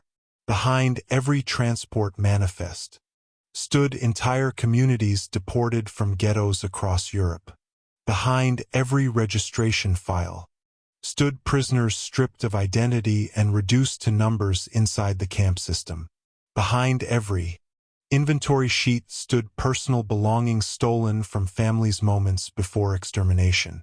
As one reflects on what the prisoner clerks witnessed while carrying those records toward furnaces beneath armed guard supervision, it becomes evident that they were watching memory itself disappear into flames and ash. Many administrative prisoners had spent months or years processing paperwork tied directly to deportation and camp operations. They typed transport lists, copied labor assignments, filed registration forms, maintained inventories, and handled reports. Connected to prisoners arriving continuously from across occupied Europe. Some inmates recognized names of cities, ghettos, or nationalities appearing repeatedly inside the records, while others gradually understood through paperwork alone that countless deportees vanished into gas chambers without ever becoming fully registered prisoners. As one considers the emotional burden carried by these office workers, it becomes clear that the archives surrounding them represented one of the last remaining connections between exterminated victims and historical proof of their existence.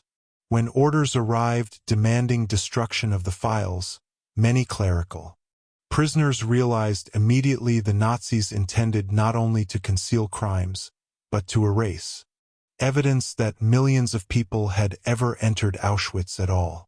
The destruction process unfolded with relentless urgency. Furnaces burned continuously while prisoners carried Mountains of records from filing cabinets and storage rooms toward flames consuming transport. Manifests, prisoner registrations, labor reports, punishment files, confiscation inventories, correspondence, and death records. Smoke spread through office buildings while fragments of burned paper drifted through the air around exhausted clerical workers forced to continue feeding documents into the fires hour after hour. Some prisoners later described seeing names visible briefly upon pages before flames destroyed them completely.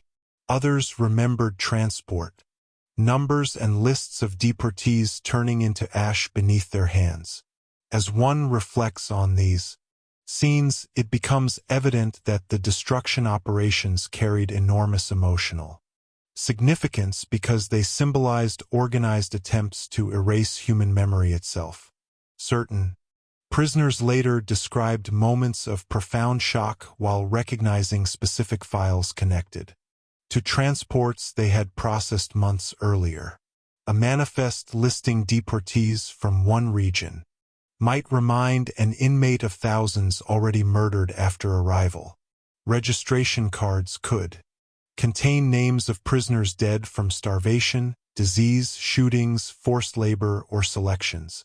Long before the archives faced destruction, inventories recorded jewelry, clothing, photographs, and personal possessions confiscated from victims moments before extermination. As one considers the emotional reality surrounding these records, it becomes clear that the prisoner clerks experienced the burning of the archives not as routine labor, but as witnessing the final disappearance of entire human worlds into silence. The atmosphere inside the administrative offices became psychologically suffocating. Guards shouted orders constantly while smoke and ash filled rooms once associated with cold bureaucratic routine. Some prisoners later described feeling trapped between terror and helplessness while carrying records toward furnaces because they fully understood the historical significance of what was being destroyed. Others remembered periods of emotional numbness caused by exhaustion, fear, and the overwhelming scale of extermination represented within the archives. As one reflects on the mental state of these prisoners, it becomes evident that the destruction campaigns intensified despair already surrounding daily life inside Auschwitz. Fear spread continuously among administrative inmates because they recognized the archives contained dangerous evidence not only against the Nazi regime but also connected to themselves as witnesses. They had typed deportation lists, maintained registration systems, copied reports, and observed destruction operations directly. Rumors circulated quietly that once the paperwork disappeared, prisoner clerks possessing administrative knowledge might also be executed before camp evacuations or liberation occurred. As one considers this atmosphere, it becomes clear that many inmates understood they too might soon vanish into the same silence consuming the archives around them. Yet, despite overwhelming danger, certain prisoners quietly attempted acts of resistance from within the destruction process itself. Some clerical workers later described hiding fragments of records, delaying burning operations subtly, memorizing transport figures, or preserving names mentally before documents disappeared forever. Others secretly informed underground resistance groups about which records were being destroyed and which evidence might still survive inside the camp. As one reflects on these acts, it becomes evident that some prisoners recognized preserving fragments of truth had become one of the final forms of resistance against total historical erasure. The emotional significance of the names turning to ash remained devastating because many victims murdered within Auschwitz had already been stripped systematically of identity before death. Names became numbers. Families became transport categories. Human lives disappeared behind. Bureaucratic terminology and camp statistics. Now even those remaining traces faced destruction. Beneath smoke and flames.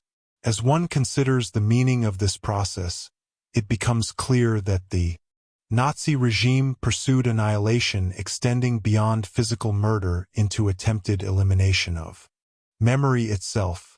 For the prisoner clerks forced to burn the archives, watching the records vanish, meant witnessing millions of lives threatened with disappearance from history forever. Some survivors later described carrying lifelong emotional trauma connected specifically to the destruction of the records because they understood those documents contained fragments of truth about victims who otherwise might remain unknown permanently. The memory of names burning inside furnaces remained haunting decades later because the archives represented one of the final traces left behind by countless murdered families and communities. As one reflects on these memories, it becomes evident that the destruction campaigns attacked not only evidence but also the possibility of remembrance. Ultimately, prisoners watching names turn to ash reveals one of the darkest emotional dimensions of Auschwitz's final months.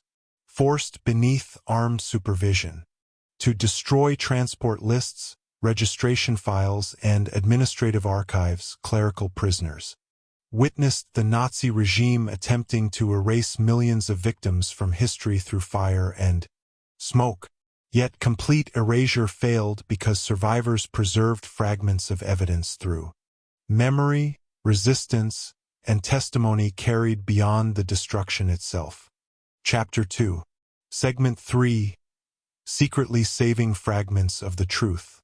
As one continues deeper into understanding the destruction of records inside Auschwitz II, Birkenau during the final collapse of the Nazi extermination system, it becomes increasingly clear that some prisoner clerks and underground resistance members recognized that preserving even the smallest fragments of documentation had become critically important because the Nazi administration was attempting systematically to erase proof of genocide before liberating armies could uncover the truth hidden inside the camp.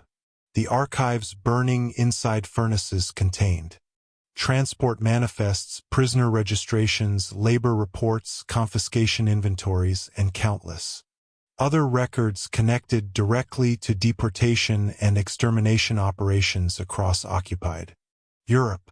As one reflects on the atmosphere surrounding these destruction campaigns, it becomes evident that certain prisoners understood they were witnessing a battle over memory itself. If the records vanished completely, millions of victims risked disappearing not only physically, but historically as well. For some clerical prisoners, the realization created a desperate determination to preserve whatever fragments of truth they still could before smoke and ash swallowed the evidence forever. The danger surrounding such efforts was extreme. Administrative offices remained under heavy guard while SS officers supervised destruction operations closely. Prisoner clerks already occupied dangerous positions because they possessed knowledge about deportations, selections, extermination procedures, and the records themselves. Any attempt to steal documents, hide files, memorize information deliberately, or communicate sensitive details could lead immediately to torture or execution. As one considers the risks facing these prisoners, it becomes clear that preserving evidence inside Auschwitz required extraordinary courage, because the machinery of concealment surrounded every aspect of camp life during its final months. Yet despite overwhelming fear, certain prisoners quietly began searching for ways to save pieces of the truth before it disappeared completely. Some clerical inmates focused first upon memory itself. Prisoners working inside transport offices, registration departments, or administrative archives attempted to memorize deportation figures, transport routes, prisoner numbers, and details connected to camp operations before documents vanished into furnaces. Certain inmates later described repeating names, dates, and statistics silently inside their minds, while carrying records toward destruction. Others tried mentally preserving knowledge about which country's deportation trains had arrived from, how many prisoners entered the camp system, and how many disappeared immediately into extermination procedures without surviving. Registration. As one reflects on these acts, it becomes evident that memory became a hidden weapon against Nazi efforts to erase history. Other prisoners attempted physically saving fragments of documentation whenever opportunities appeared. Certain clerical workers secretly removed pages from files, concealed small documents inside clothing, or hid scraps of paperwork within office walls, storage spaces, or underground hiding places inside the camp. Because guards supervised destruction operations constantly, preserving entire archives proved impossible. Yet, even tiny fragments, a transport list, prisoner registration page, inventory sheet, or administrative report, carried enormous historical significance because they could later help reconstruct evidence of deportation and extermination. As one considers these risks, it becomes clear that even hiding a single page inside Auschwitz represented an act of resistance against the machinery attempting to bury truth beneath smoke and ash. Underground resistance networks operating within Auschwitz also played important roles during this period. Certain prisoner groups had already established secret communication systems connecting administrative workers, labor units, and resistance contacts both inside and beyond the camp fences. As destruction of the archives intensified, some clerical prisoners quietly informed resistance members about which records were being burned and which evidence might still survive temporarily inside administrative buildings. Others attempted passing hidden information outward before evacuations and destruction campaigns eliminated remaining opportunities. As one reflects on these efforts, it becomes evident that preserving evidence became increasingly urgent as liberation approached closer and the Nazi administration accelerated concealment operations. The emotional burden carried by these prisoners became enormous because they understood exactly what the records represented. Behind every document stood human beings deported from ghettos, cities, villages, and occupied territories across Europe. Transport manifests listed families already murdered. Registration files contained names of prisoners dead from starvation, disease, shootings, forced labor, or gas chambers. Confiscation inventories documented belongings stolen from victims moments before extermination. As one considers the emotional meaning of preserving fragments of these records, it becomes clear that prisoner clerks believed they were fighting not only for evidence of crimes, but also for memory of the victims themselves. Some inmates later described moments of profound emotional conflict while participating outwardly in destruction operations, yet secretly attempting to preserve truth at the same time. Prisoners carried stacks of files toward furnaces while quietly hiding small pages beneath clothing or memorizing names moments before the documents burned. Others described intense fear every time guards approached because discovery meant almost certain death. As one reflects on the psychological pressure surrounding these acts, it becomes evident that resistance inside the archives unfolded beneath constant terror while the machinery of extermination collapsed chaotically around the prisoners. Certain survivors later recalled that preserving even fragments of records felt important because they feared future denial or disbelief regarding the scale of extermination inside Auschwitz. The Nazis were burning transport lists, death records, registration files, and administrative reports precisely because those documents exposed systematic genocide. Some prisoners therefore recognized instinctively that surviving evidence might someday become essential for proving what had happened behind the fences of the camp. As one considers this awareness, it becomes clear that the prisoners understood history itself might depend upon whatever fragments survived the destruction campaigns. Yet many prisoners also understood painful limits surrounding their efforts.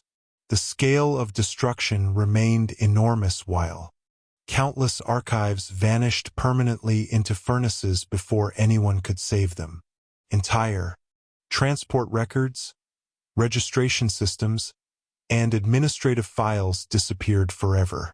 As one reflects on this loss, it becomes evident that the Nazis succeeded in destroying large portions of documentary evidence connected to Auschwitz.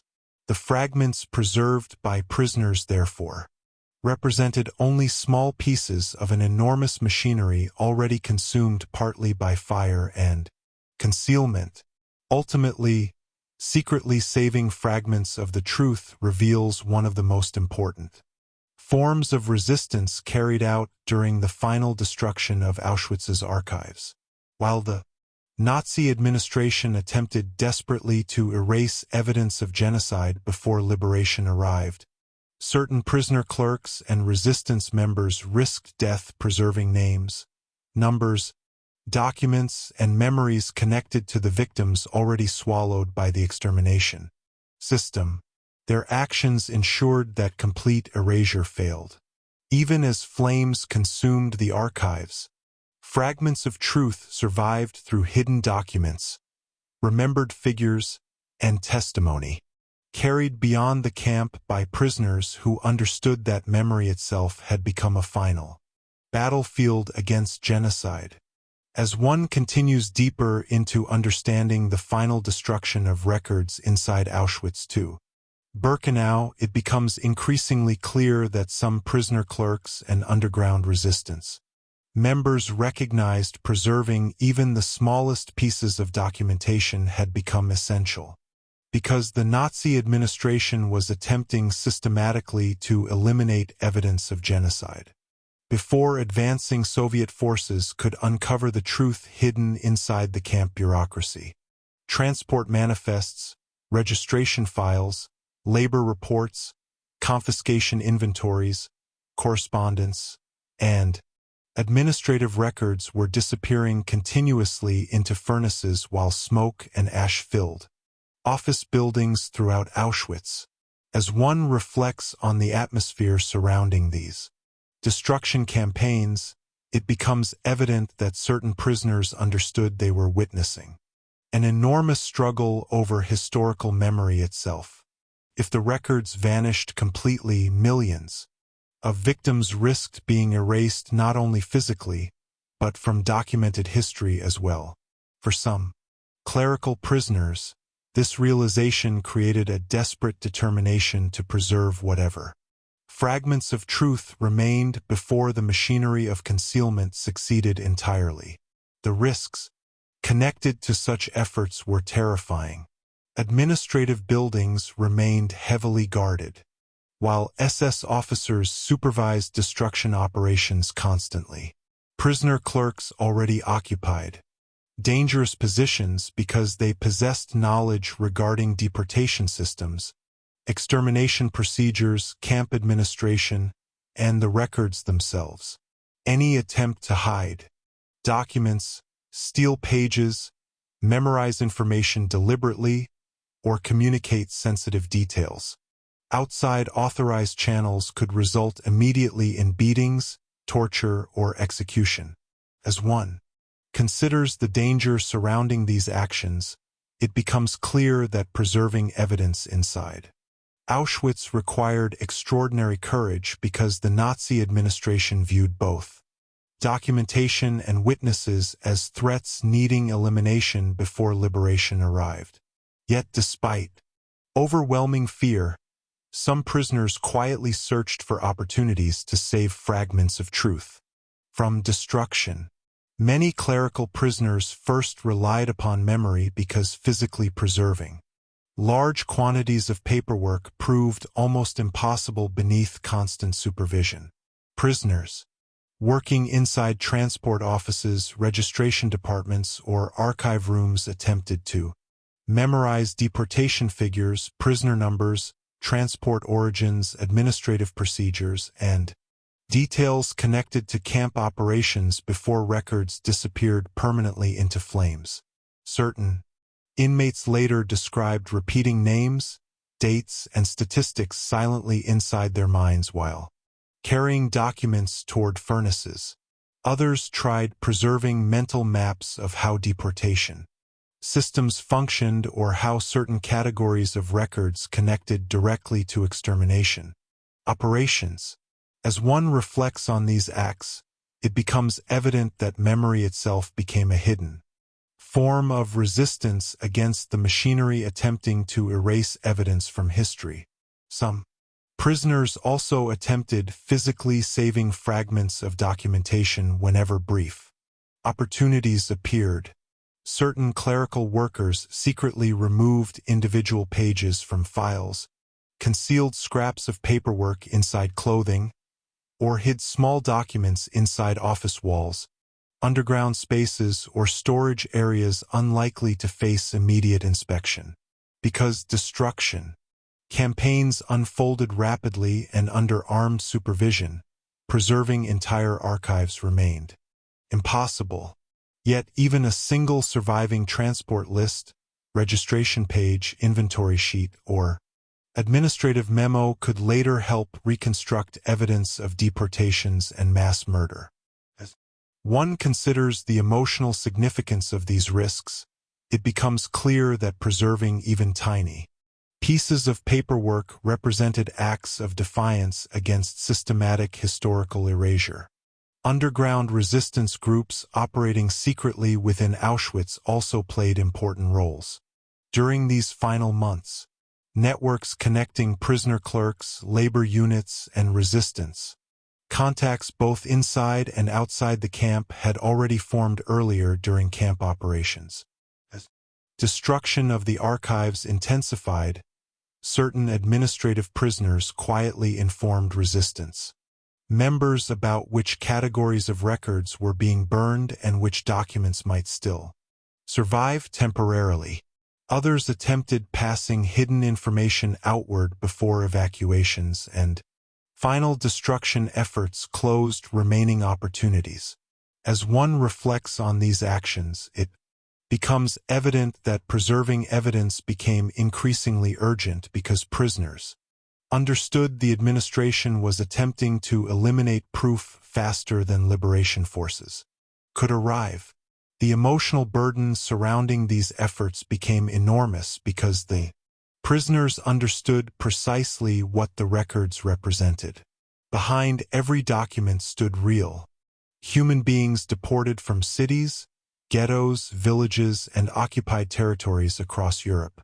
Transport manifests listed families already murdered inside gas chambers.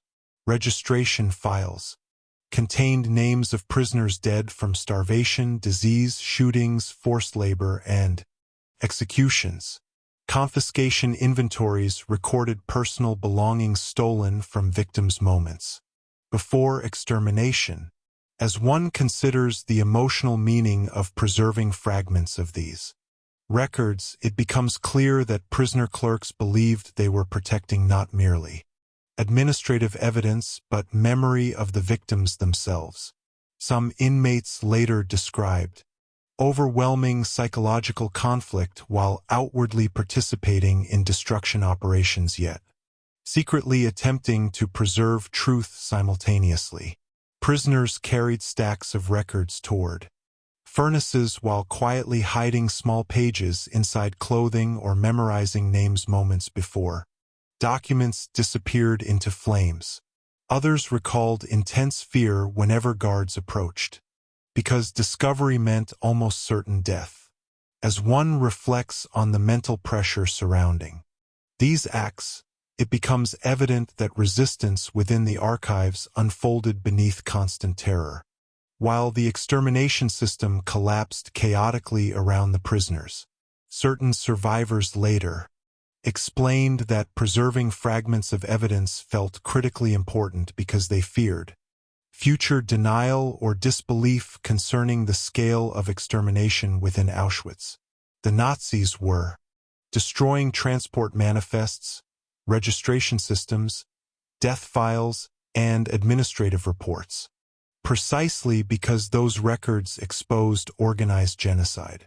Some prisoners, therefore, understood instinctively that surviving fragments might someday become essential proof, revealing what had happened inside the camp. As one considers this awareness, it becomes clear that the prisoners' recognized history itself might depend upon whatever evidence survived the destruction campaigns. Yet many inmates also understood the painful limits surrounding their efforts. The scale of destruction remained enormous while countless archives disappeared forever into furnaces before anyone could preserve them. Entire transport systems, administrative records, and registration files vanished permanently beneath smoke and ash. As one reflects on this loss, it becomes evident that the Nazi administration succeeded in destroying vast amounts of evidence connected to Auschwitz before liberation arrived. The fragments preserved by prisoners, therefore, became precious because they represented only surviving pieces of an enormous machinery, partly erased through fire and concealment, ultimately secretly saving fragments of the truth reveals. One of the most important acts of resistance carried out during the final collapse of Auschwitz. While the Nazi administration attempted desperately to erase evidence of genocide before the world could uncover it, certain prisoner clerks and resistance members risked death preserving names, figures, documents, and memories connected to victims already swallowed by the extermination system. Their actions ensured that total erasure failed. Even as flames consumed the archives, fragments of truth survived through hidden records, remembered information, and testimony carried beyond the camp by prisoners who understood that preserving memory itself had become a final battle against genocide and silence.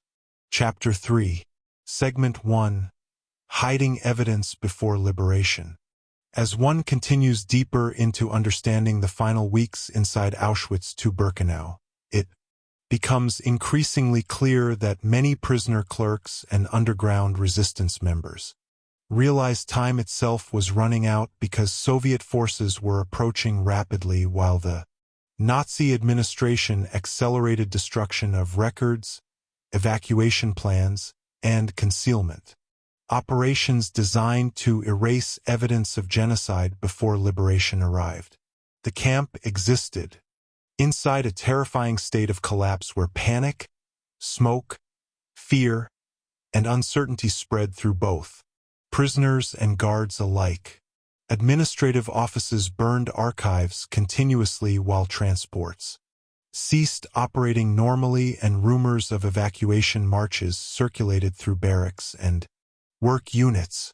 As one reflects on the atmosphere surrounding Auschwitz during these final days, it becomes evident that certain prisoners understood they stood inside a desperate race between historical truth and systematic erasure. If liberation arrived too late, enormous portions of evidence connected to deportation, extermination, and forced labor might vanish forever beneath flames, ash, and destroyed paperwork. The prisoners who worked inside offices therefore began searching urgently for ways to preserve whatever fragments of truth they still could before the camp administration succeeded completely in eliminating proof of its crimes. The danger surrounding these efforts intensified constantly. Administrative buildings remained heavily supervised while SS officers operated with increasing desperation and unpredictability as the military situation worsened. Guards feared advancing Soviet forces while simultaneously attempting to maintain control over prisoners already aware the Nazi regime was collapsing. Clerical inmates knew they occupied especially dangerous positions because they had processed transport manifests, registration records, labor reports, confiscation inventories, and administrative correspondence tied directly to extermination operations. As one considers the reality facing these prisoners, it becomes clear that they understood they themselves might soon become targets once destruction of the archives finished, because living witnesses posed enormous danger to the regime's final attempts at concealment. Yet despite overwhelming fear, some inmates decided preserving evidence mattered enough to risk immediate execution. Certain prisoners focused first upon saving physical documents before they disappeared into furnaces. Permanently, clerical workers quietly searched office rooms, storage spaces, filing cabinets, and archive areas for records likely connected directly to deportation systems, prisoner registrations, camp operations, and extermination procedures. Because guards monitored the destruction process continuously, stealing large quantities of material proved impossible. Instead, prisoners often hid individual pages, fragments of lists, registration cards, or administrative reports inside clothing, beneath floorboards, within walls, or underground hiding places unlikely to face immediate inspection. As one reflects on these acts, it becomes evident that even preserving a single surviving page represented an extraordinary act of resistance inside the collapsing extermination system. Other prisoners relied heavily upon memory because they understood countless documents would vanish before anyone could physically save them. Clerical inmates attempted memorizing transport numbers, deportation figures, names of cities, administrative procedures, and details connected to extermination operations while continuing daily labor inside offices consumed by destruction. Some prisoners later described repeating figures silently inside their minds while carrying stacks of records toward furnaces. Others tried constructing mental maps of how deportation systems operated or which archives had already been destroyed completely. As one considers the psychological pressure surrounding these efforts, it becomes clear that memory itself became one of the final weapons against Nazi attempts to erase the historical truth of Auschwitz. Underground resistance networks operating inside the camp also intensified efforts to preserve evidence before liberation arrived. Secret communication systems connected prisoner clerks, labor details, resistance organizers, and contacts beyond the camp fences whenever opportunities appeared. Certain inmates attempted passing hidden documents or written notes outward, while others quietly informed resistance groups about ongoing destruction campaigns inside the administrative offices. As one reflects on these activities, it becomes evident that preserving evidence had become urgently connected to survival itself, because prisoners feared the camp administration might succeed in destroying both records and witnesses before Soviet troops reached Auschwitz. The emotional burden carried by these prisoners became almost unbearable because they understood exactly what the disappearing evidence represented.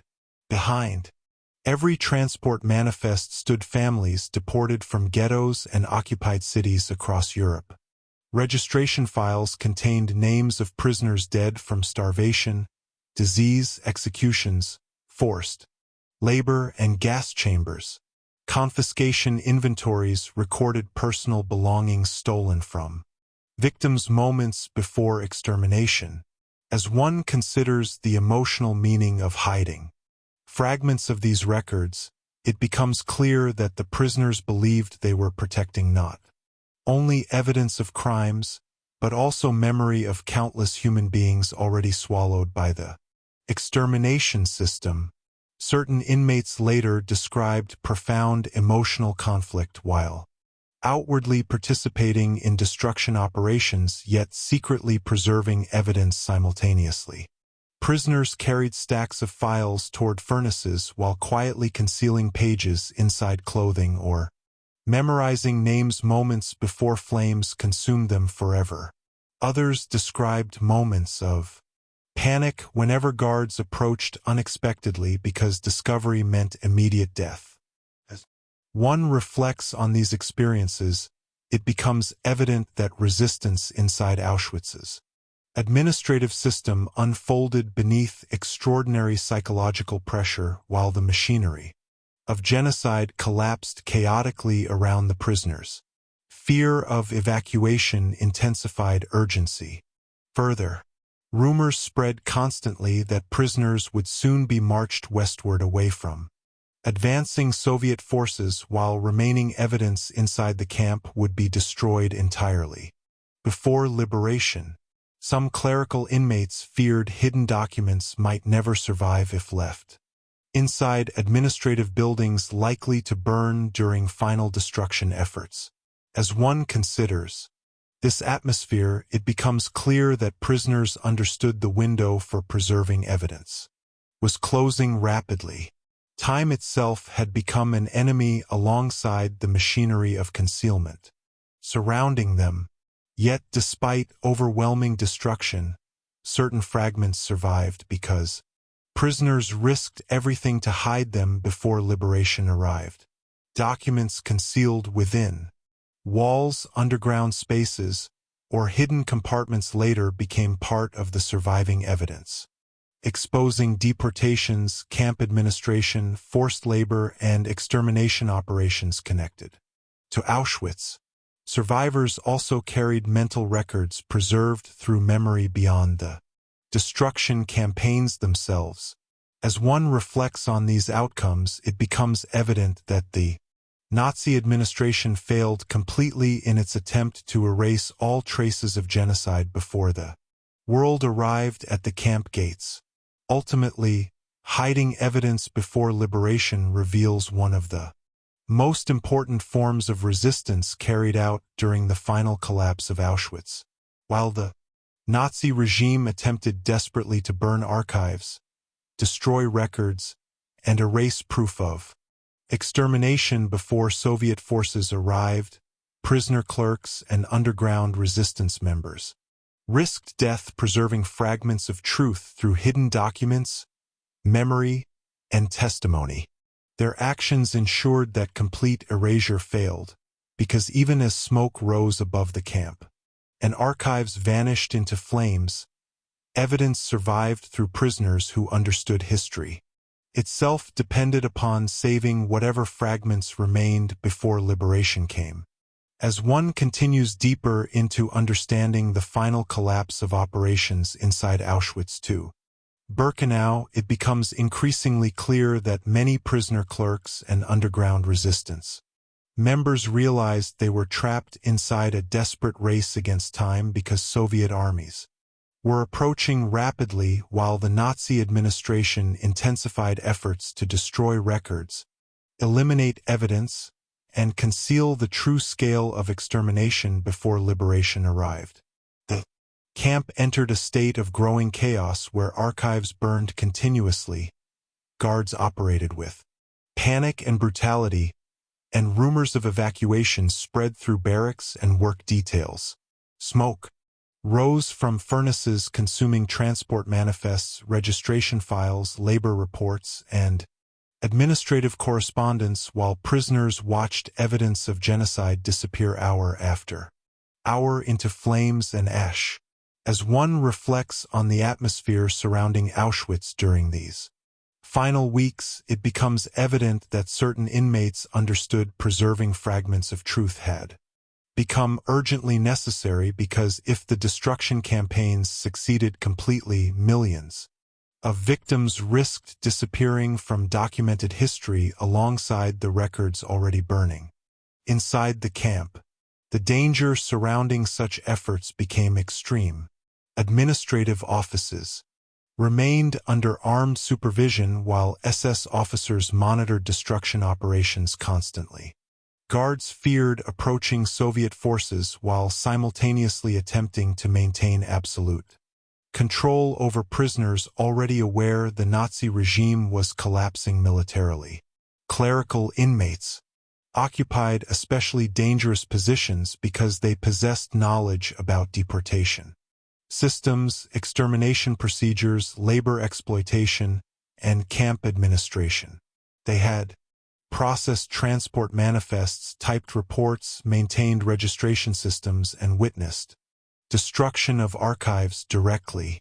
As one considers the reality facing these prisoners, it becomes clear they understood the administration might soon eliminate witnesses connected to the records. Once destruction operations ended because living testimony represented a threat to the regime's final attempts at concealment. Yet despite overwhelming terror, some prisoners concluded preserving evidence mattered enough to risk immediate execution. Certain clerical workers focused upon saving physical documents before they vanished permanently into furnaces. Prisoners quietly searched filing cabinets, storage rooms, office spaces, and archives for pages connected directly to deportations, prisoner registrations, camp statistics, and extermination procedures. Because guards supervised destruction continuously, preserving entire files proved impossible. Instead, inmates often hid individual sheets, transport fragments, registration cards, or administrative reports inside clothing, beneath floorboards, within walls, or underground spaces, unlikely to face immediate inspection. As one reflects on these acts, it becomes evident that concealing even a single surviving document represented extraordinary resistance against the machinery attempting to erase historical truth through fire and destruction. Other prisoners relied heavily upon memory because they recognized countless records would disappear before anyone could physically preserve them. Clerical inmates attempted memorizing deportation numbers, transport origins, administrative structures, prisoner statistics, and details connected to extermination operations while continuing labor inside offices consumed by panic and destruction. Some survivors later described silently repeating names, dates, and figures inside their minds while carrying documents toward furnaces. Others tried constructing mental maps of camp bureaucracy or remembering which categories of records had already vanished completely. As one considers the psychological strain surrounding these efforts, it becomes clear that memory itself became one of the final forms of resistance against Nazi attempts to erase evidence of Auschwitz from history. Underground resistance groups operating secretly inside the camp intensified efforts to preserve information before liberation arrived. Communication networks connected clerical prisoners, labor units, resistance organizers, and occasional contacts outside the camp whenever opportunities appeared. Certain inmates attempted passing hidden documents or written notes outward while others informed underground groups about ongoing destruction. Campaigns inside administrative offices. As one reflects on these activities, it becomes evident that preserving evidence became directly tied to survival itself because prisoners feared the administration might destroy both the archives and remaining witnesses before Soviet forces reached the camp. The emotional burden carried by these prisoners became overwhelming because they understood exactly what the disappearing records represented. Behind every transport manifest stood families deported from occupied cities and ghettos across Europe. Registration files contained names of prisoners already dead from starvation, disease, shootings, forced labor, medical experiments, and gas chambers. Confiscation inventories documented personal belongings stolen from victims' moments before extermination.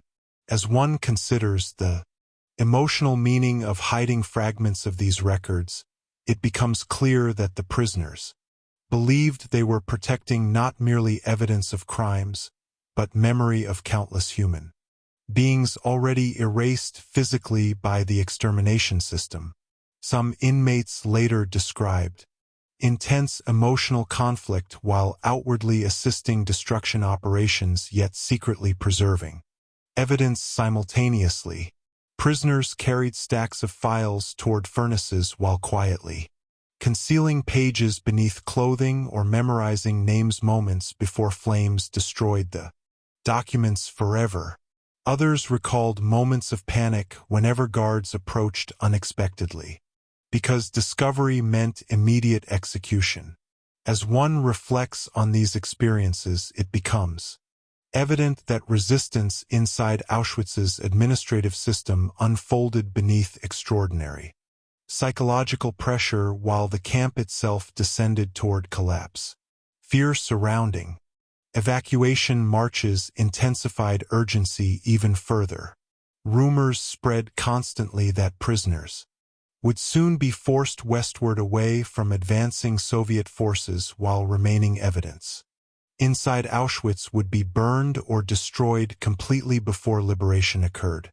Certain clerical inmates feared hidden documents might vanish permanently if left inside administrative buildings, likely to face final destruction efforts during retreat. As one considers the atmosphere surrounding these final days, it becomes clear that prisoners understood the opportunity to preserve evidence was disappearing rapidly. Time itself had become part of the machinery, threatening truth with erasure. Yet, despite overwhelming destruction campaigns, important fragments survived because prisoners risked everything to hide them before liberation arrived. Documents concealed inside walls, underground spaces, hidden compartments, and secret locations later became part of surviving evidence exposing deportation systems, forced labor operations, and extermination procedures connected to Auschwitz. Survivors also carried preserved knowledge through memory and testimony beyond the destruction campaigns themselves. As one reflects on these outcomes, it becomes evident that the Nazi administration ultimately failed in its attempt to erase all traces of genocide before Soviet troops entered the camp. Ultimately, hiding evidence before liberation reveals one of the most important forms of resistance carried out during Auschwitz's final collapse. While the Nazi regime attempted desperately to burn archives, destroy records, and eliminate proof of extermination before the outside world arrived, prisoner clerks and underground resistance members risked death, preserving fragments of truth through hidden documents, memorized information, and testimony. Their actions ensured that complete erasure failed, because even as smoke filled the camp and records vanished into flames, evidence survived through prisoners who understood history itself, depended upon saving whatever truth remained before liberation finally came. Chapter 3. Segment 2. The final days before the Soviets arrived. As one continues deeper into understanding the final collapse of Auschwitz to Birkenau, it becomes increasingly clear that the last days before Soviet liberation unfolded inside an atmosphere of terror, confusion, destruction, and desperation unlike anything prisoners had previously experienced, because the Nazi administration understood the camp system itself was nearing collapse while still attempting frantically to erase evidence of genocide before the outside world arrived. Smoke rose continuously above administrative buildings and crematoria as records burned day and night. Guards shouted contradictory orders while evacuation plans spread chaos throughout the camp.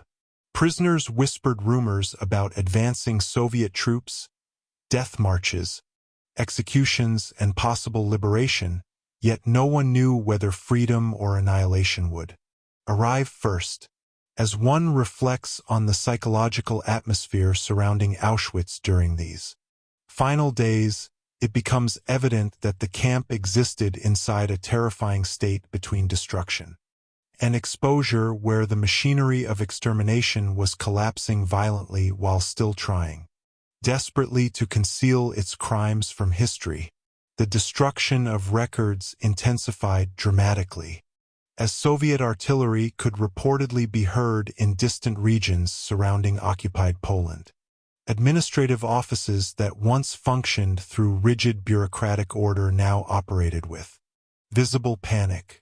Prisoner clerks later described mountains of paperwork filling hallways, while furnaces consumed transport manifests, registration files, labor reports, and correspondence tied across office rooms, while fragments of burned documents floated through the air around. Exhausted workers forced to continue destruction operations beneath armed supervision.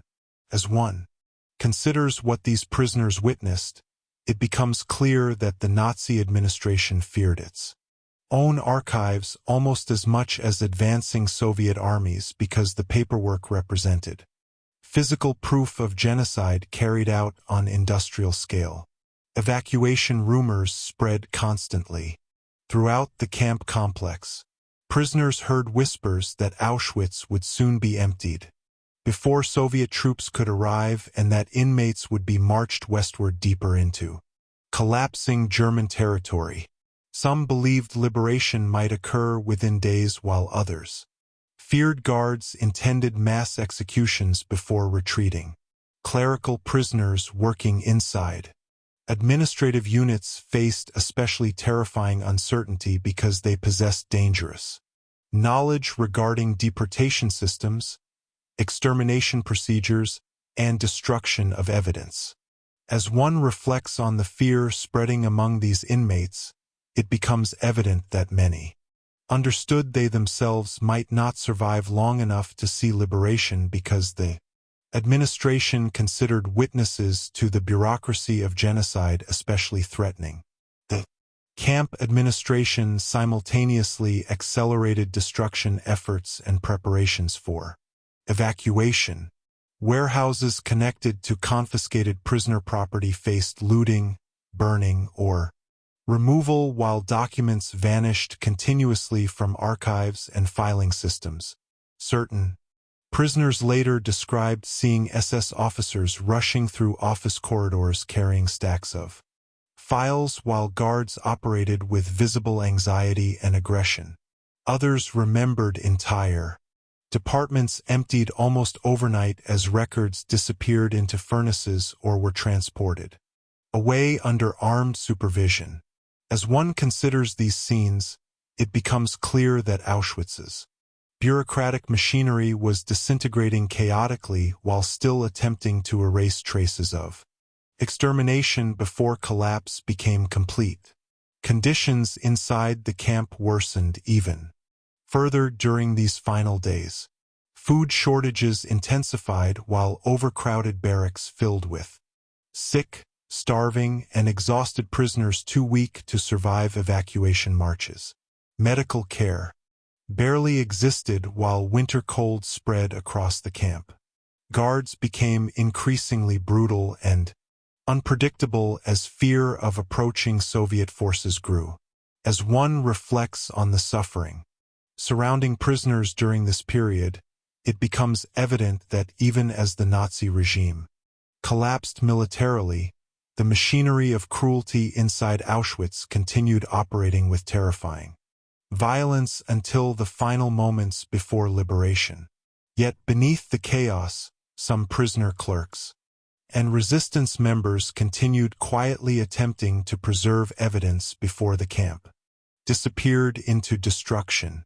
Certain inmates hid documents inside walls, underground spaces, or concealed compartments, while others memorized transport figures, deportation routes, and administrative details connected to extermination operations. Underground communication networks still functioned secretly despite growing danger. As one considers these acts, it becomes clear that some prisoners recognized the final days before Soviet arrival represented the last opportunity to save fragments of truth before the Nazis either destroyed everything or forced surviving prisoners westward during evacuation. Fear surrounding the evacuation marches became overwhelming. Rumors spread that prisoners unable to walk would be shot while healthy. Inmates would face brutal winter marches through collapsing German territory. Some clerical prisoners later described agonizing decisions about whether to hide inside the camp hoping for liberation or join evacuations under armed guard where survival chances remained uncertain. As one reflects on these decisions, it becomes evident that prisoners trapped inside Auschwitz's final days existed beneath extraordinary psychological pressure where every choice carried possible death. The emotional atmosphere inside the offices became especially haunting because prisoners understood they were witnessing the final collapse of one of history's largest extermination centers. The records burning around them contained names, transport lists, labor assignments, and traces of millions already murdered throughout occupied Europe. Administrative systems that once operated with terrifying efficiency now descended into panic-driven destruction while prisoners watched history itself being consumed by flames. As one considers the emotional meaning of these scenes, it becomes clear that the final days before Soviet liberation represented not only military collapse, but also a desperate struggle over memory and evidence. Certain survivors later described hearing distant artillery or rumors of Soviet proximity while smoke from burning archives still rose above the camp. The contrast became emotionally overwhelming. Liberation approaching from one direction while the Nazi administration attempted final acts of concealment from the other. Some prisoners felt hope for the first time in years while others remained terrified liberation would never arrive before executions or evacuations erased remaining witnesses completely. As one reflects on this emotional contradiction, it becomes evident that the final days inside Auschwitz existed between unimaginable fear and fragile possibility. Ultimately, the final days before the Soviets arrived reveal one of the most chaotic and psychologically devastating moments in Auschwitz's history. As the Nazi regime collapsed and Soviet liberation approached, the administration attempted desperately to destroy records, erase evidence, evacuate prisoners, and conceal genocide before the world could uncover the truth. Yet, within the smoke, panic, and destruction, prisoner clerks and resistance members continued, risking death to preserve fragments of evidence and memory. Their actions ensured that even as Auschwitz collapsed into chaos, the truth would survive beyond the flames waiting at the camp gates. As one continues deeper into understanding the last phase of operations inside Auschwitz II Birkenau, it becomes increasingly clear that the final days before Soviet liberation unfolded inside an atmosphere consumed by panic, destruction, terror, and uncertainty because the Nazi administration understood military defeat was approaching rapidly while still attempting desperately to erase evidence of genocide before the outside world entered the camp. Administrative buildings filled with smoke as archives burned continuously while guards rushed through corridors carrying files, issuing contradictory orders, and preparing evacuation plans. Rumors spread through barracks and work units about advancing Soviet troops, death marches, executions, and possible liberation, yet no prisoner knew whether survival or annihilation waited only days away.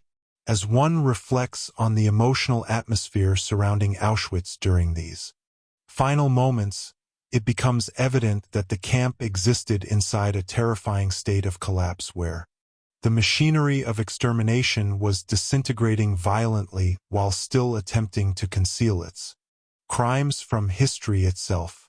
The destruction of records intensified with extraordinary urgency as Soviet forces moved steadily closer toward occupied Poland.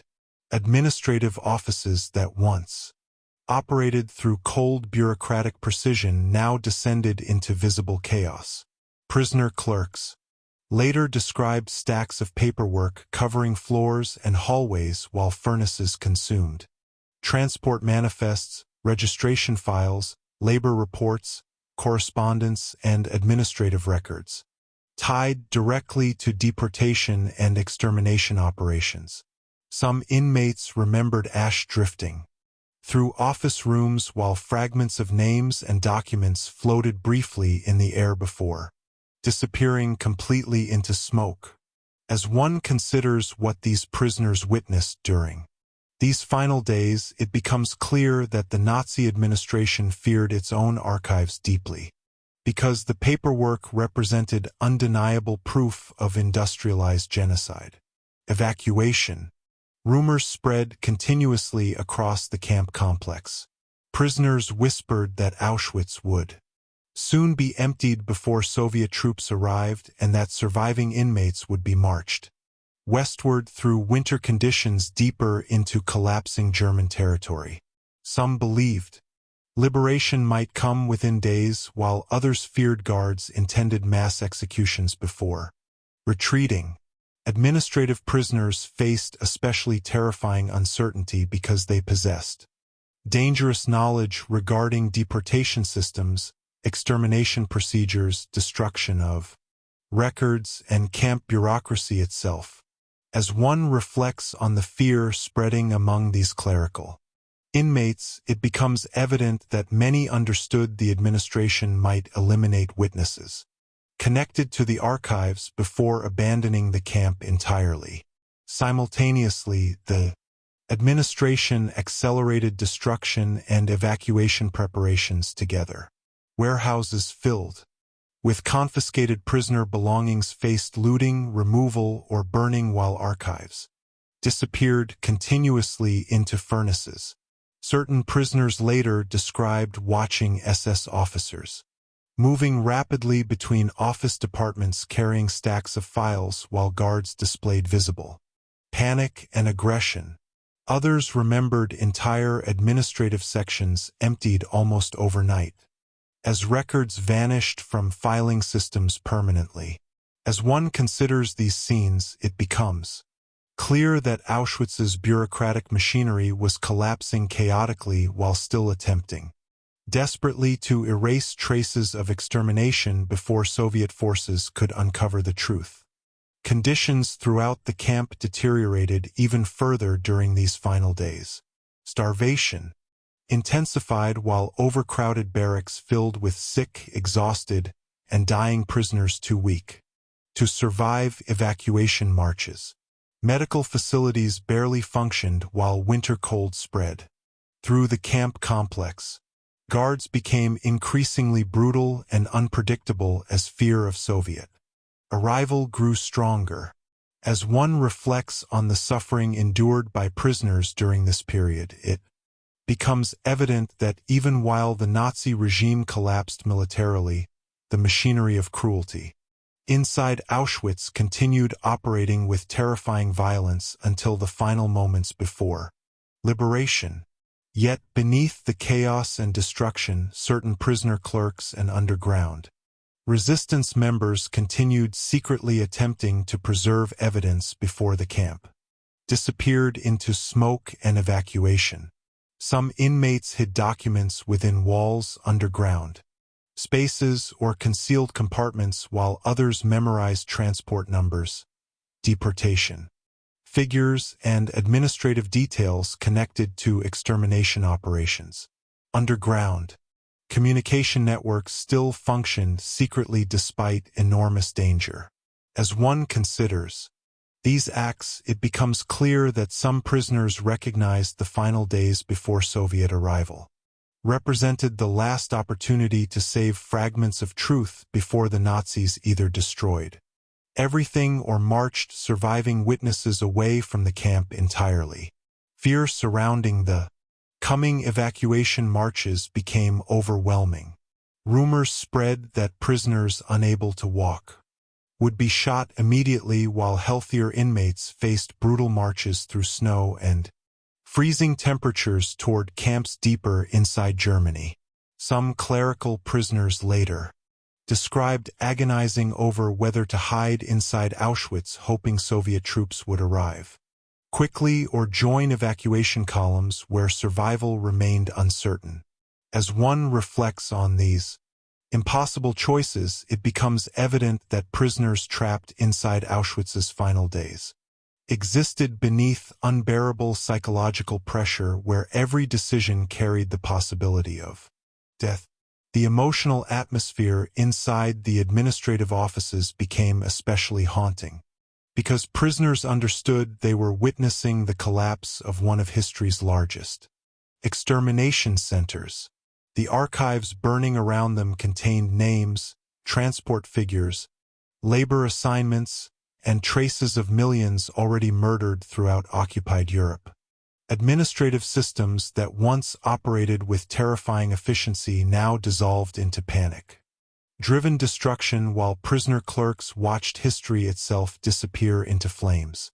As one considers the emotional significance of these scenes, it becomes clear that the final days before Soviet liberation represented not only military defeat, but also a desperate struggle over memory, evidence, and historical truth.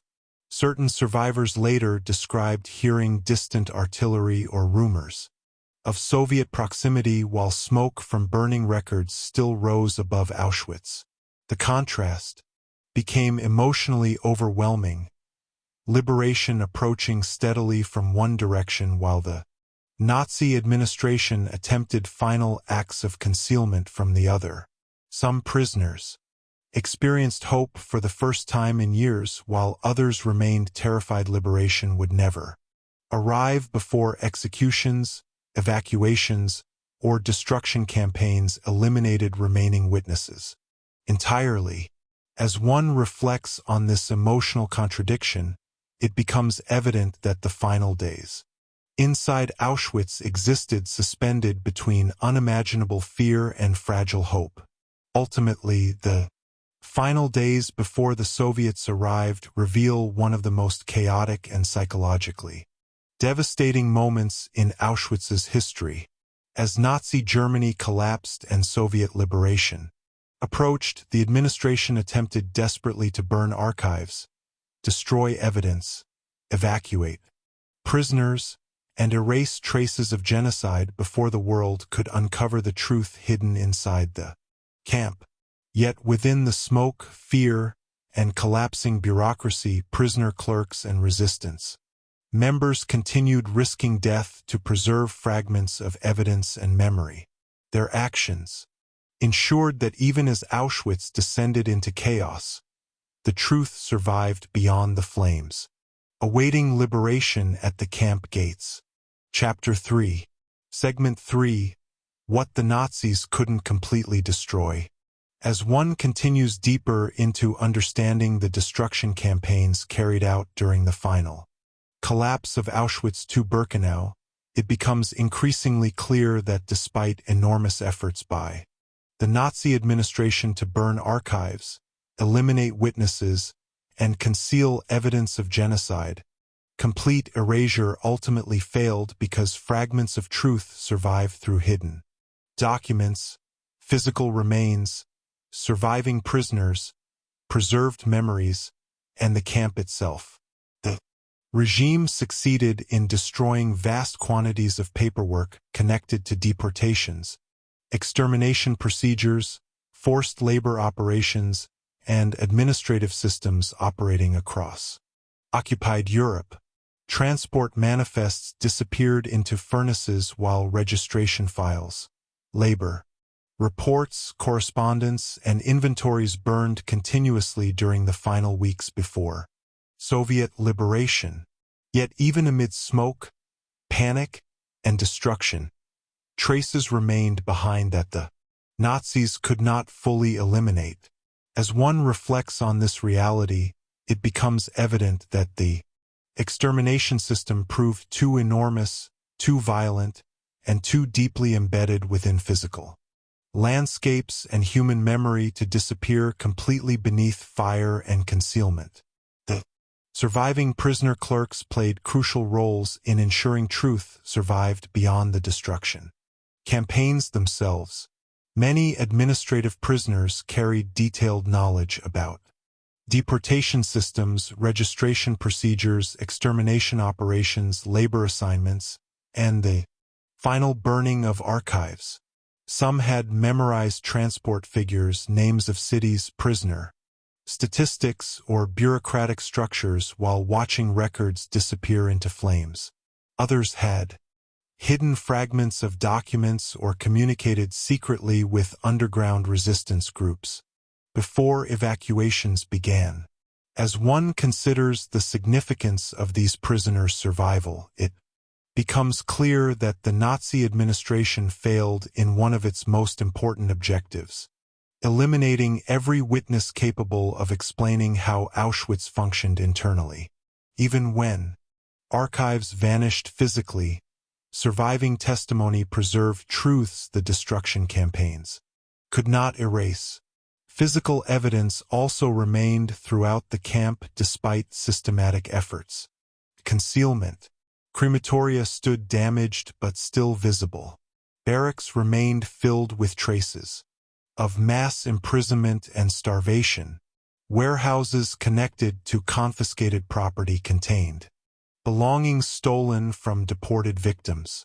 Ashes, burial pits, ruins, abandoned records, and physical scars covered the camp complex and surrounding landscapes.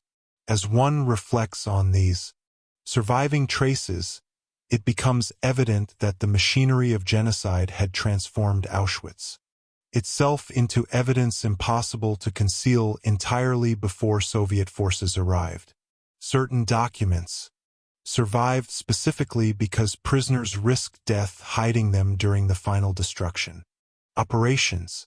Fragments of transport lists, administrative reports, prisoner records, and correspondence concealed within walls, underground spaces, or hidden compartments later became part of surviving historical evidence exposing deportation systems and extermination procedures.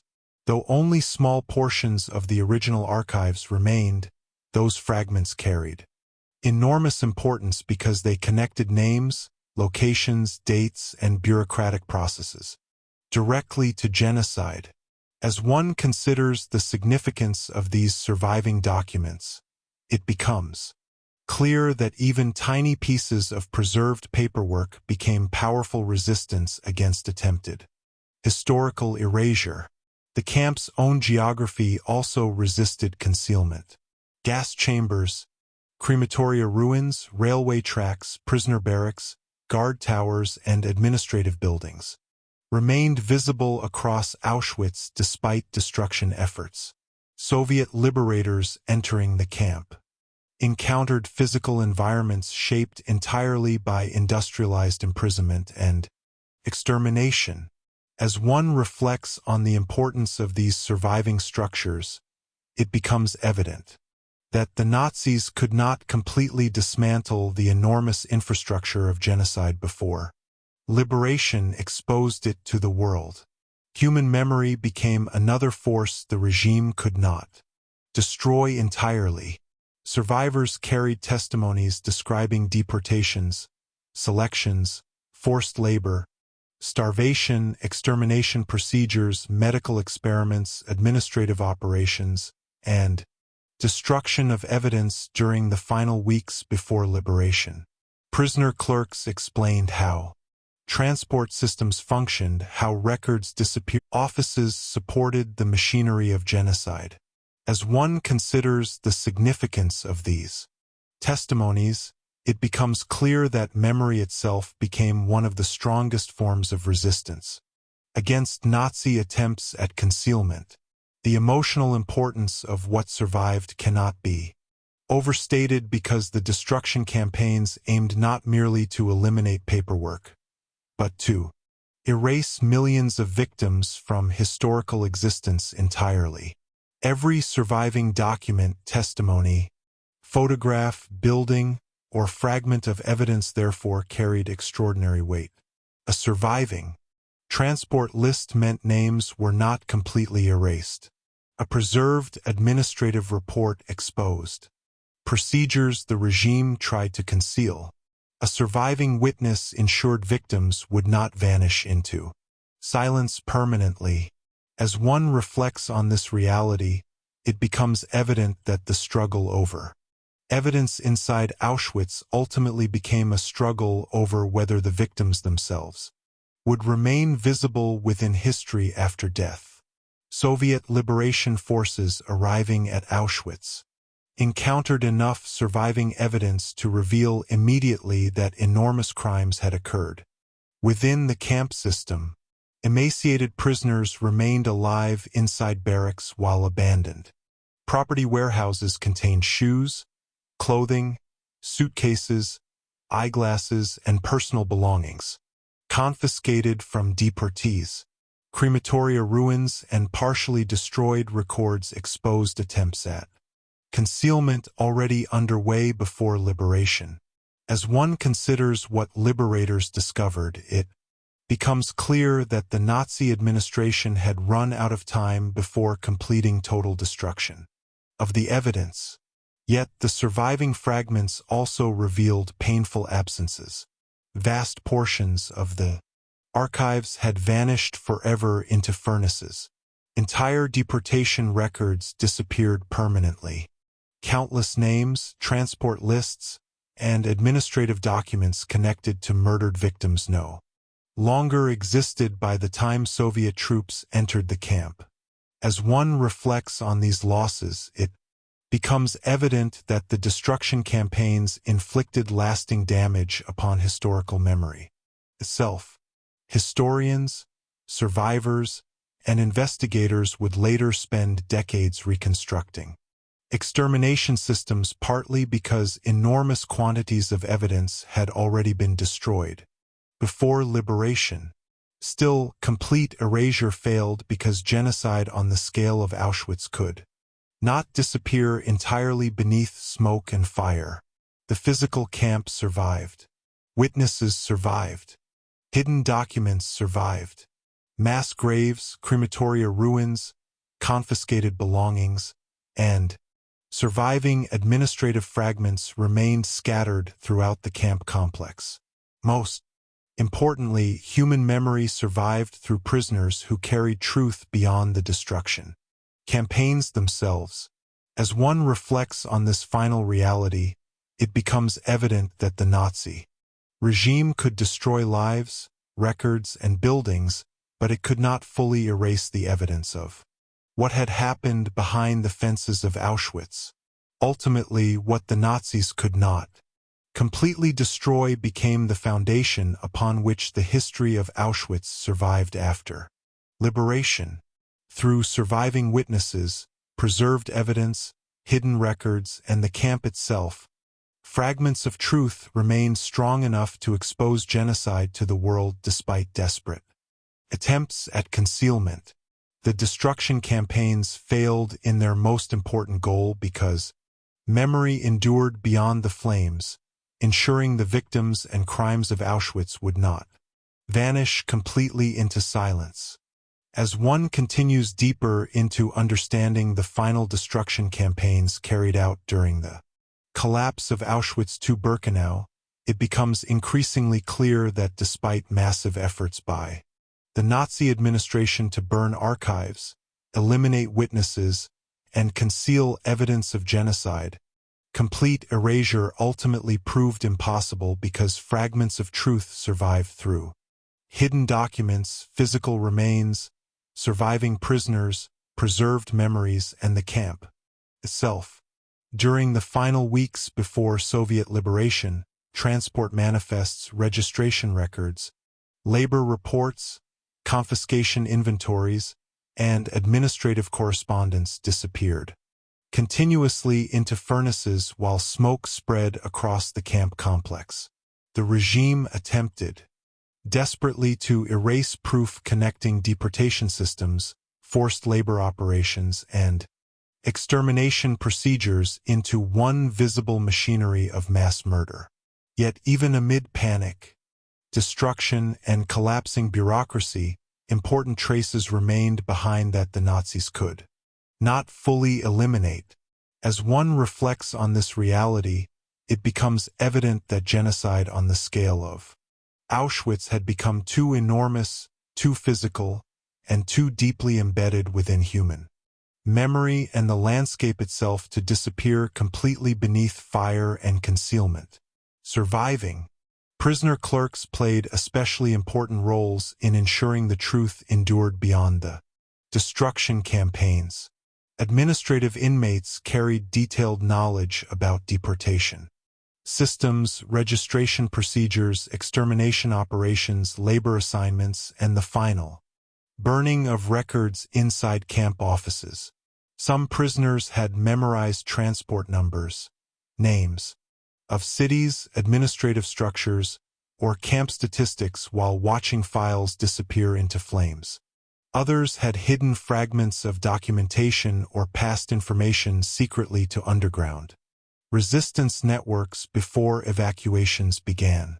As one considers the importance of these survivors, it becomes clear that the Nazi administration failed in one of its central objectives: eliminating every witness capable of explaining how Auschwitz operated internally.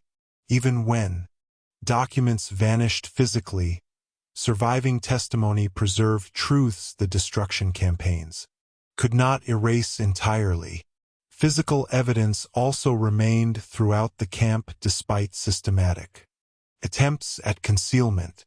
Crematoria stood partially damaged but still visible, while barracks remained filled with traces of mass imprisonment, starvation, disease, and forced labor. Warehouses connected to confiscated prisoner property still contained belongings stolen from deported victims. Ashes, burial pits, ruins, abandoned documents, and scars covered the camp complex and surrounding landscapes.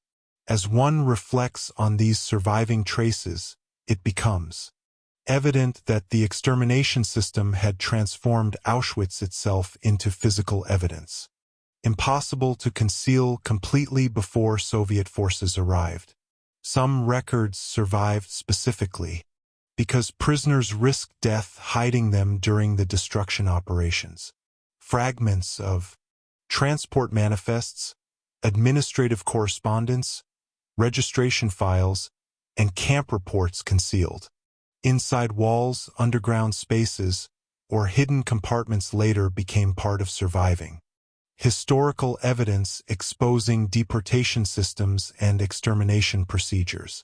Though only small portions of the original archives survived the burning campaigns, those fragments carried enormous historical importance because they connected names, dates, locations, and administrative systems directly to genocide. As one considers the significance of these surviving documents, it becomes clear that even the smallest preserved fragments became acts of resistance against historical erasure. The camp's physical geography also resisted destruction efforts.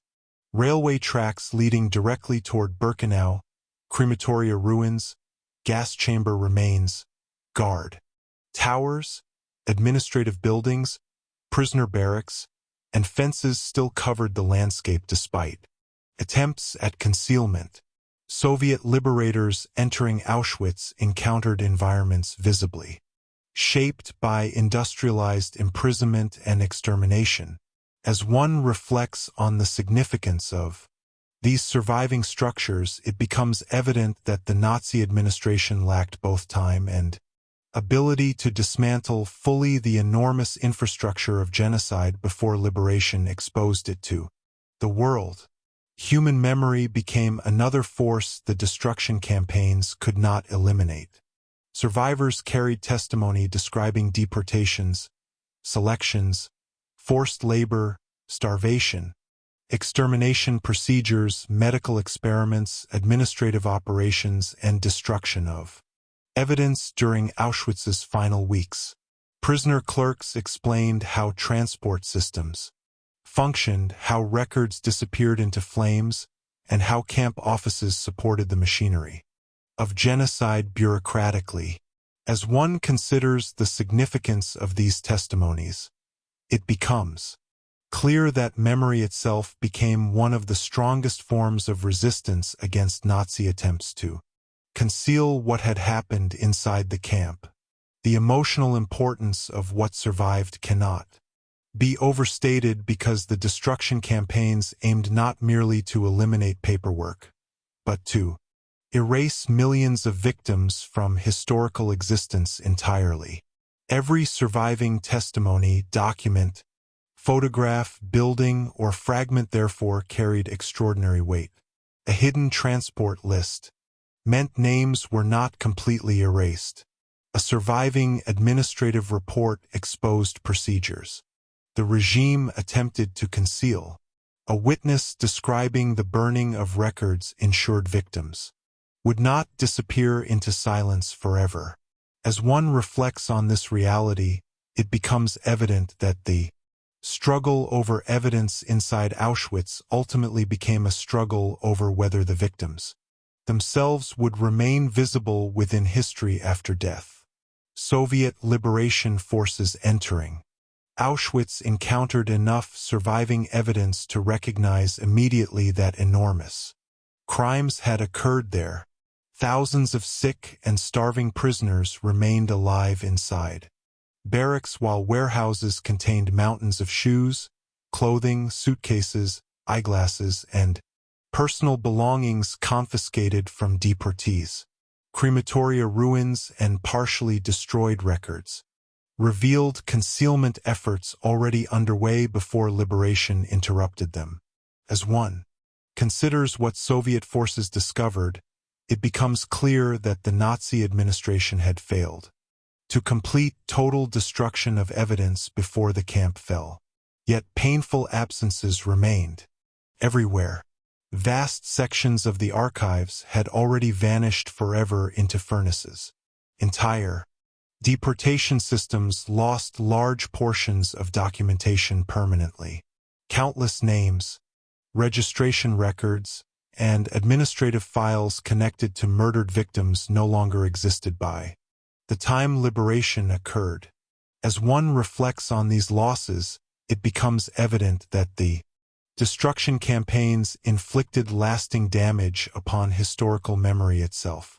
Historians and investigators would later spend decades reconstructing extermination systems, partly because enormous quantities of evidence had already disappeared before Soviet arrival. Still, total erasure failed because Auschwitz itself survived as evidence. Witnesses survived. Hidden documents survived. Mass graves, crematoria ruins, confiscated belongings, and fragments of administrative records remained scattered throughout the camp complex. Most importantly, memory survived through prisoners who carried truth beyond the destruction campaigns themselves. As one reflects on this final reality, it becomes evident that the Nazi regime could destroy lives, buildings, and archives, but it could not completely erase evidence of what had happened behind the fences of Auschwitz. Ultimately, what the Nazis could not completely destroy became the foundation upon which the history of Auschwitz survived after liberation. Through surviving witnesses, hidden records, preserved fragments, and the camp itself, enough truth remained to expose genocide to the world despite desperate attempts at concealment. The destruction campaigns failed in their ultimate objective because memory endured beyond the flames, ensuring the victims and crimes of Auschwitz would never disappear completely into silence.